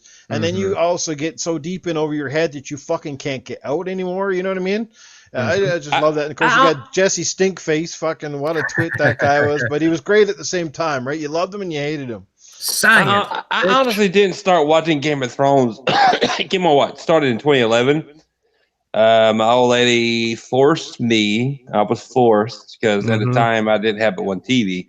She forced me like 3 years ago to I'm like, well, I can watch TV, watch Game of Thrones, or I can sleep. Well, I'm gonna watch TV because I grew up in the 70s and 80s. We watched actual TV, not Netflix. I'm sorry.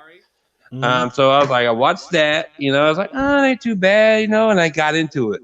There's 7 kingdoms that were all united at one time, and then the Mad King got murdered by the King Slayer. Jamie. Hello, Jamie Lannister.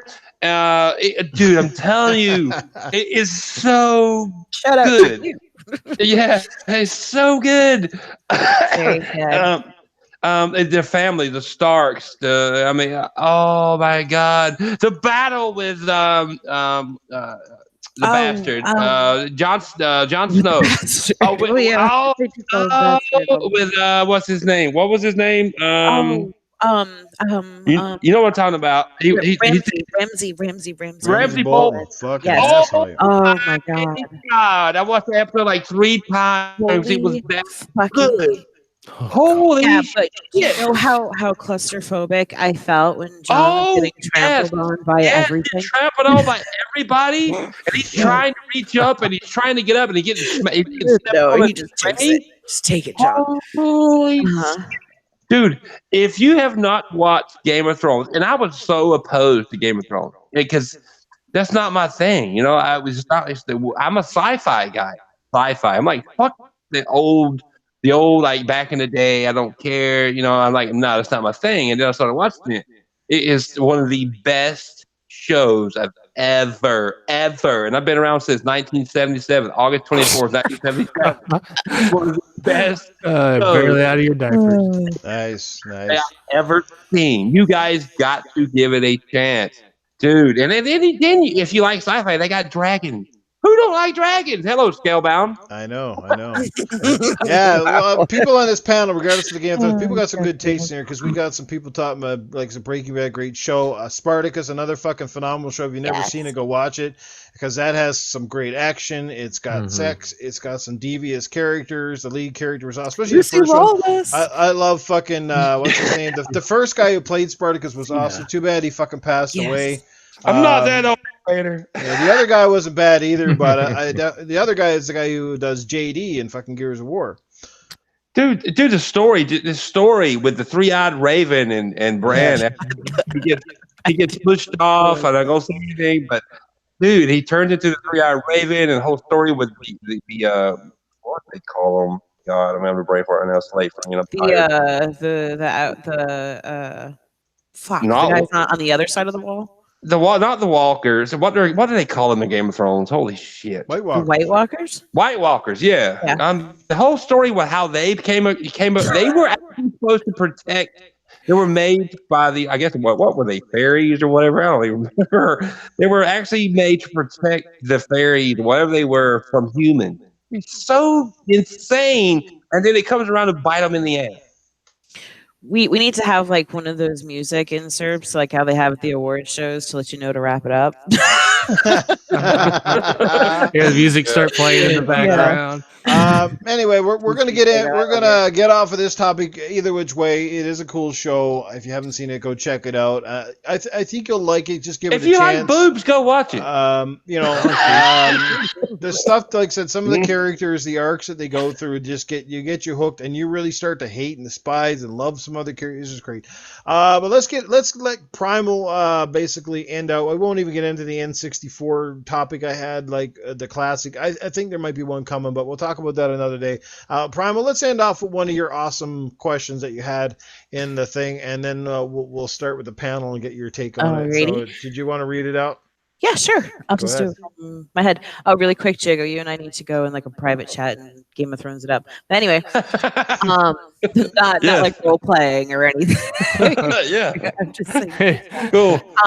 Okay, so recently there was a supposed study, I never really believed these, about how Netflix is ruining sex lives. People would rather binge watch than have sex. So I'm curious to the panel, is at any point would you give up sex for gaming? Anybody want to jump in? I'll say my opinions a little bit, and we'd love to get the chat's take on this too. Anybody want to jump in and answer this question first? I'll say no, but I guess it really depends on really what the damn game is. But all right, what's one game of any generation that you, if you had to, we'll just say this. I'll just make up a fictitious game that I would say would. It would have to be Star Wars Knights of the Old Republic 3. Would. I thought your game would. All right. So the Jedi gets Stinkincorpse hard enough that he could pass up some veg for that. For a little while. Not a little while. Okay. Not talking like long time, but okay, fair enough. So if that game ever comes out, guys, we'll have to see how Stinkincorpse's relationship goes if Knights of the Old Republic 3 ever comes out. You heard it here in this podcast. Who else wants to jump in? Oh, heck yes. I could control myself, guys. I am a man of my own destiny, and you know what? I choose games. I choose games. I choose games. You know what? All you ladies, I'm sorry, but you're just gonna have to wait your turn. The games will come first. I'm gonna have to put on the good old Halo. I'll boot up Halo 2 Anniversary, and you know what? I'm just gonna take a while. I'm gonna take all the time that I need, and come over to my line. Oh my God, you and I should be best I'll friends. pop a beer, and you know what? Nice. Yeah. Oh yeah. Jakes. Dude, okay. I'm 41, about to be 42. I've been with my girl for 10 years. So it's not going to go anywhere if you end up not going anywhere. Now it's sad that she's like, I want to have sex. Like, I got a headache. I'm gonna go here and game. It's sad but true. Look, okay, we're not splitting up. Let's be honest. I'll always be honest. If I met a new girl tomorrow for like the first 2 weeks, it'd be like Thumper and Bambi. Like, done. Bam, bam. But after that, I'm like, come back again. Let's be honest. We're all like that. New relationships, no matter, unless you're like 70. And, God help you. Have a heart attack. But let's be honest, I'm being as real as I can. When you're in a new relationship, it's like wham bam, take your man for like 3, but maybe a month, 2 months, and then it kind of wears off. I've been with this girl for 10 years, and women, I hit my peak when I was 18. All guys do. I mean, let's be honest. women, when they get into their late 30s, early 40s, hello, probably, they're wet, moist, all and back in the day, when we're 18, the girl's 18, she's like, I got a headache. And, and they turn us down. And then, when they want it, when they get all revved up, when they hit their prime later on, the guys are going, well, I got a headache. Sorry. Just say you got a headache. Say, don't worry, dear. I'm not planning to fuck your face. It's okay. Yeah. I mean, back in the day, I was like 12, 11, 12, whatever. And he really knew I was gaming. He's old school. People like, you need to stop that gaming. I'm like, I will be gaming on my deathbed at 80 years old. God willing, if I live. I'm not banging out some pussy at 80 years old. I'm sorry. I'm sorry. It's the truth. I mean, but that's just the God's honest truth. I love my girl to death, but time, work, everything gets in the way. But a lot of times I would rather just game at my age. I try to do her justice, but I can't a lot of times. I try, but I would always go to gaming now. I mean, it doesn't matter what it is. I mean, right now it's Anthem. Like, Okay, so Anthem could be the one game that steers you clear for a little bit, right? Yes, Anthem right now. There you go. Primal. For me, it's been so long. It's been like 4 years since I've been. God almighty! So I have gone digital. It's been a while. Somebody send her some sexual game files here. She's a new virgin. Does Xbox have any controllers for that? Well, no, I'm maybe the adaptive controller. Probably like the second sentence I ever said to Noof was that if my Xbox had a dick, I'd be good. But no, for me, I guess it would depend on the game. Or I'm the type of person is like, if you need to handle your business, can you do it while I'm playing? Rub it out. Or just it depends. And also kind of like with Jago, if you're with somebody for so long, they're always. Let's be honest. We all get there. We get to that point. All right. So I think there would be times where I would choose the games. Yeah. It's awful. I don't care. That's not awful. That's just being honest. It's the awful truth. It's awful. If you're with somebody for a long time, it's sad to say, but you know what you're gonna get. With games, there are always new experiences. And you know what? You can always turn it on and turn it off when you want to. There's no exactly. Microtransactions only happen with hookers.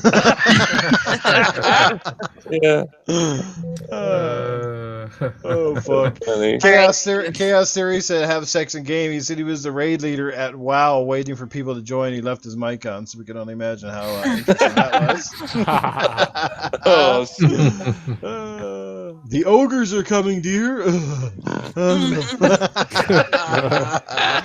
Oh no, those blasted elves have come in to spoil the party. Loot me. Yeah, for me, it's pretty simple. Like, honestly, it just depends on the woman. Because, honestly, I had some exes that there's no fucking game that I would ever turn down to go back with them. Some of my exes were like fucking playing Sekiro, you know what I mean? It was like fucking punishment with no payoff for me, you know what I mean? Damn. But with the right woman, it's a little different. But if there was one game that could be, close competition for that almighty warm, moisty vag, would probably got to be Gears of War. I could almost give up anything for Gears of War. That franchise is my be-all, end-all. That's my bitch. I can't wait for number 5. God damn it.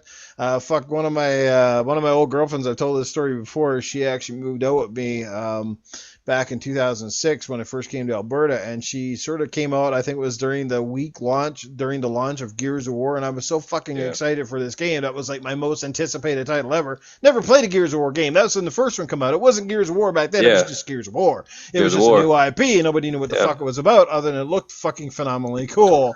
And it came out that week. I was blown fucking away. And needless to say, she did so much bitching at me because I wanted to play that game so fucking bad. It was crazy. But what can I say? The biggest way. I'm gonna say this now. If you're a female, Primal, I'm sure you're on the other end of the spectrum because you're a hardcore gamer too.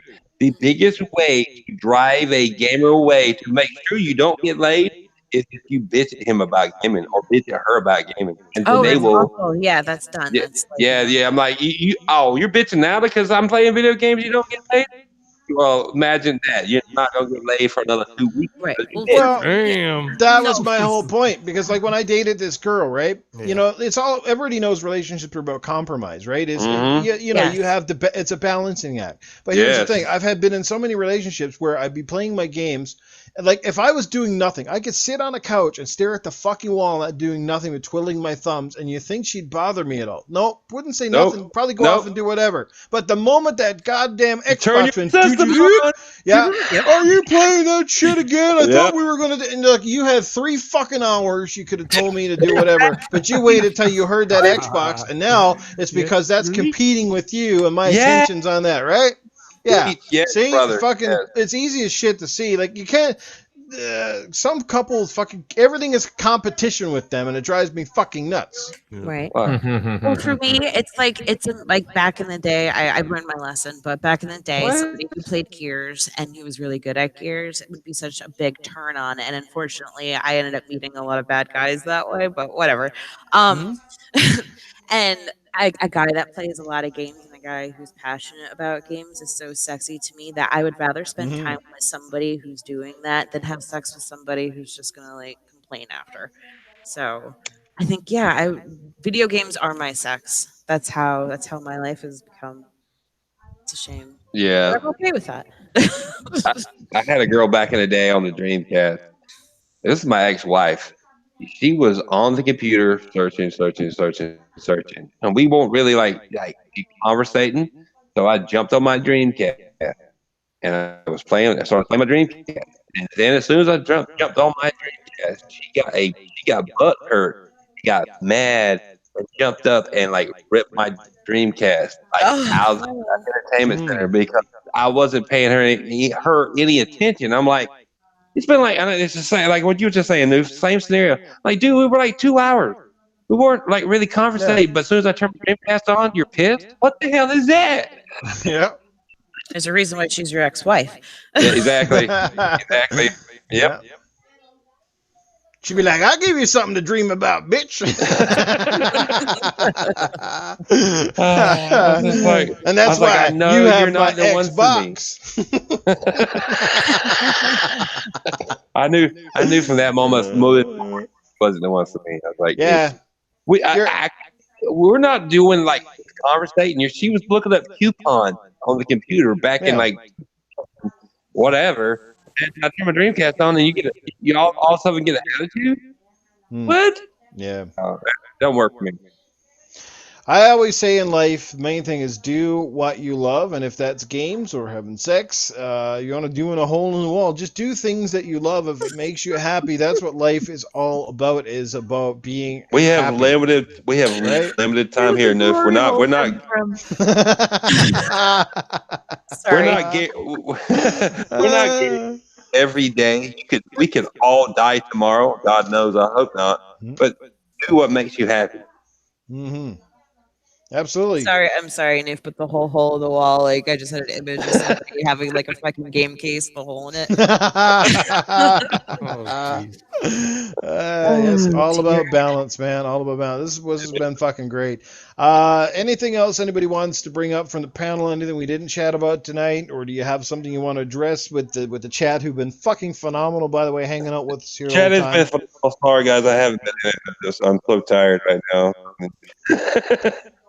Let me just first of all just say it was amazing to have the panel here at the Game Dosage Podcast. Missed you guys, and this felt like Miss old you times. too, Noof. Yeah, same here, man. And great to have you on again. It's sad Love that you too, Primal. Foxy And couldn't Invader. make it, and Glitcher, but it would have been awesome. We had everybody here, but that is life. That is how shit rolls sometimes.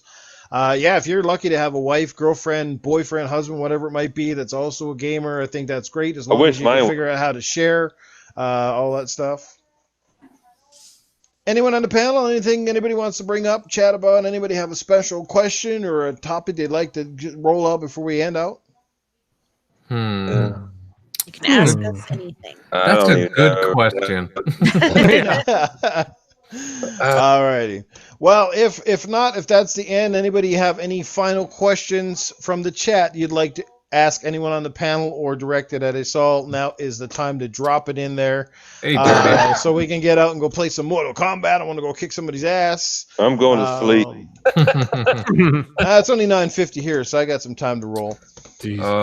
Well, I'm Good pretty God. disappointed, Noof. My Leafs lost, and I don't know if you follow hockey at all, but right before the show, very, very disappointing. My Toronto Maple Leafs. I'm done with bitches. Just game for me. The Maple Leafs, man. The Bruins in Game 7, they just can't do it, eh? No, the Bruins are like their kryptonite for the past few years. We can never get past the first round. Well, at least Calgary's gone. Thank to Jesus. As an Oilers fan, I can't stand the fucking Flames. You guys can go fucking suck a dick.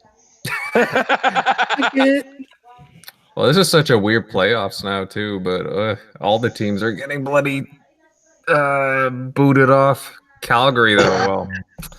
Jay Slayer in the chat. I'm done with the bitches. Just games for me. Hey, brother, if that makes you happy, then play more games. The best things about games is you get what you pay for. But Pushy, you never know what the fuck you're going to get. Best thing about games, like Primal said earlier, you can turn them off when you want to.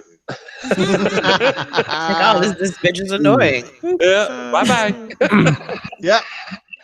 That's right. They don't hang around the next day to piss you off. They don't give you STDs. All the good stuff. No. And I've said that for years. I'm like, if playing video games is the worst thing I do, I think I'm good. Not a question. Dirty J's is not a question, but he challenges Stinkincorpse and Jago in Mortal Kombat 11. Sounds like we got something going on here. Fight. Yeah.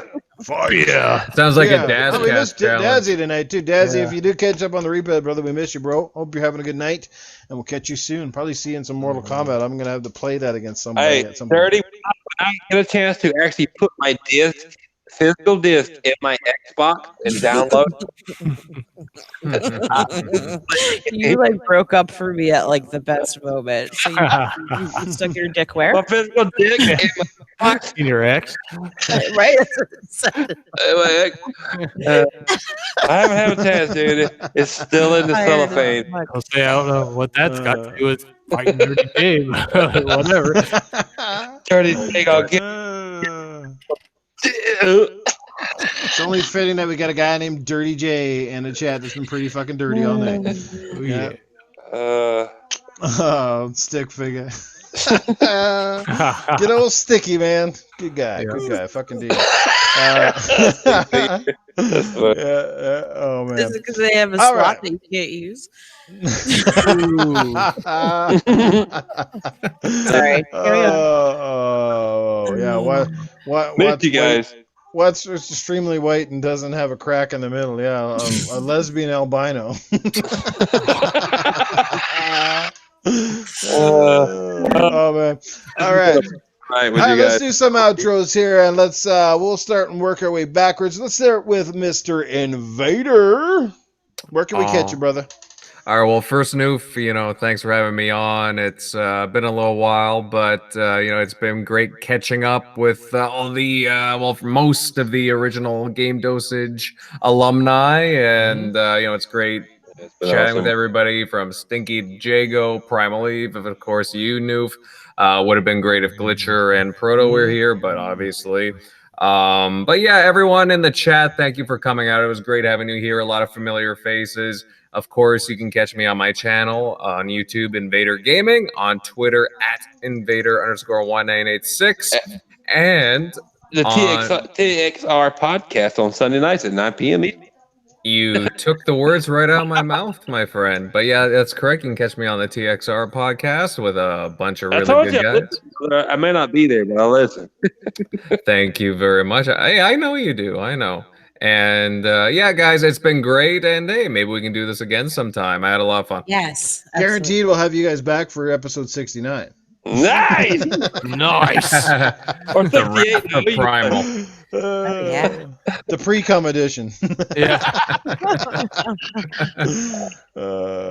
All right, guys, you found out where. Make sure you go follow Invader. Great guy. Like I said, he's on a fantastic podcast, TXR. I was there a couple weeks ago. Had an absolute blast. Let's head over to Jago Kuken, man. Where can these guys find your ninja ass? Well, here lately you can find my ass at work slaving like a slave. Making money to keep the cunning. Yeah.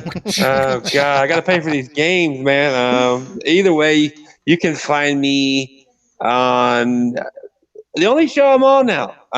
Retro Renegades on Tuesday nights at 7 p.m. Eastern with J-Dubs, a graphic god. He's an amazing guy. He's such a nice guy, dude.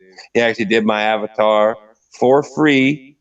And he kind of do this. He hooked it up with Stinkincorpse, UK Dazarus, and who am I forgetting? Supersonic Station. Supersonic Station. Yeah. A pony about himself. Yeah. Super Pony Station. And you can find me on Twitter, Instagram, Xbox, all at the same name.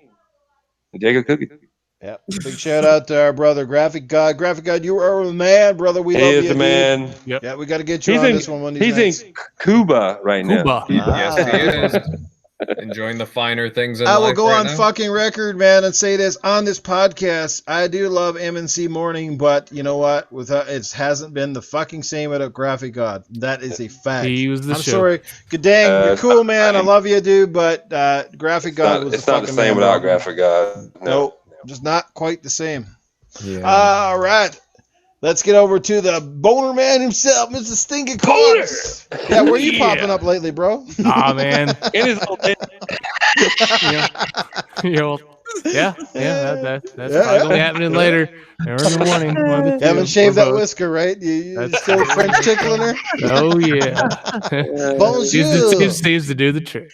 You can find me on Twitter, YouTube, and Xbox. And his old lady. And my old lady. That's Stinkincorpse. And PlayStation is X, Stinking X. And then basically, really, the only show that I'm on regularly is Tuesdays, Retro Renegades, like Jago said, with the graphic god J-Dub, Supersonic Station, Jago Kuken, and UK Dazarus. And then whenever I do a random corpse cast, which probably be happening sometime soon, and then hopefully we'll see. But Noof and Primal, I appreciate the invite, and I had a lot of fun. Yeah, I man. did too. It was a great time. Wasn't going to be the same without you, man. Yeah. Good shit. I enjoyed it. And last but not least, I got to get over to my co-host, the one who holds it down on the show and keeps Noof in line. That would be Primal Eve, the snail trail herself, getting ready to wrap it up. Primal, where can we find your sexy ass? Well, first of all, tonight was so fucking awesome. It was really great, like being with you guys once again. I definitely missed all of you and our conversations, and I'm glad all of you slithered in on my snail trail.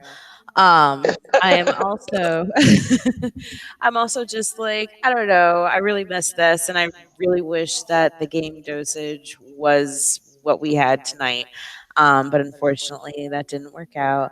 If you guys want, you can follow me. Is there an echo? There's Echo. No, but I know your badge is not that big. Dude, somebody just got their legs. So if you want, you can follow me on Twitter at Primal Eve. I am also on the Xbox and PlayStation, also as Primal Eve. I am mostly playing single player games right now, but I'm always up for a chat here and there. I am hiding 99.9% of the time, so just I know you're a sneaky ninja. I'm telling you. Yeah. No, that's why like you guys won't see me yet. I have like an extra 3,000 gamers. I'm like, how the hell our gamer store keep going up over mine? Oh, she's offline. But yeah, once again, thank you guys in the chat as well. I love you guys, especially the ones here. Awesome. Every single week, you guys are fan-fucking-tastic, and I'm excited to see all of you again next week. Absolutely. No hate in here, man. Oh no, just debate. No hate. All debate. It's all fantastic. No, hate and masturbate. And some masturbate. Yeah. Hate, debate, and masturbate. That sounds like a great line. There you go, boys. We coined a new one. That's what you get when you're on the Dirty Dosage podcast here. Yes. Anyway, I have to just, first of all, again, thanks to the chat.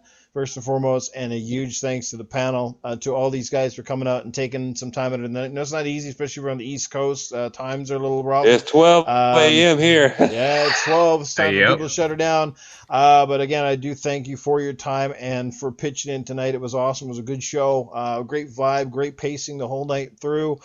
This is awesome. Once again, like I said, it brought back some really good memories. It is what it is. People get busy. But again, shout out to those who couldn't be here with Glitch and Foxy Proto. Maybe another time we'll do this again, and you guys will be able to make it. In the meantime, you guys know where to find Noof Nukem, always in the gutter. And yes, I definitely need to make some new content for my channel. I have not really done anything in a long time. Got a new laptop and got to get some good software so I can do some really cool video editing, and then I will certainly produce more content. But in the meantime, guys, we will catch you soon. I'll see you online on Xbox, PlayStation Network, or the Switch. Got to go get my Mortal Kombat fix in now. Got to go install that son bitch, get some chow, and it's out for now. We'll see you again next Tuesday. And also shout out to Salty and Company. We'll see you guys on Thursday night in the Saltiest Gaming Podcast. Always a great time there as well. Hope to see some of you in the chat. Big thanks to the panel. Thanks to the chat. Guys, you guys are awesome. Peace out. Have yourself a good night. Much love. Later, guys. Later, guys. Good night, everyone. Good night.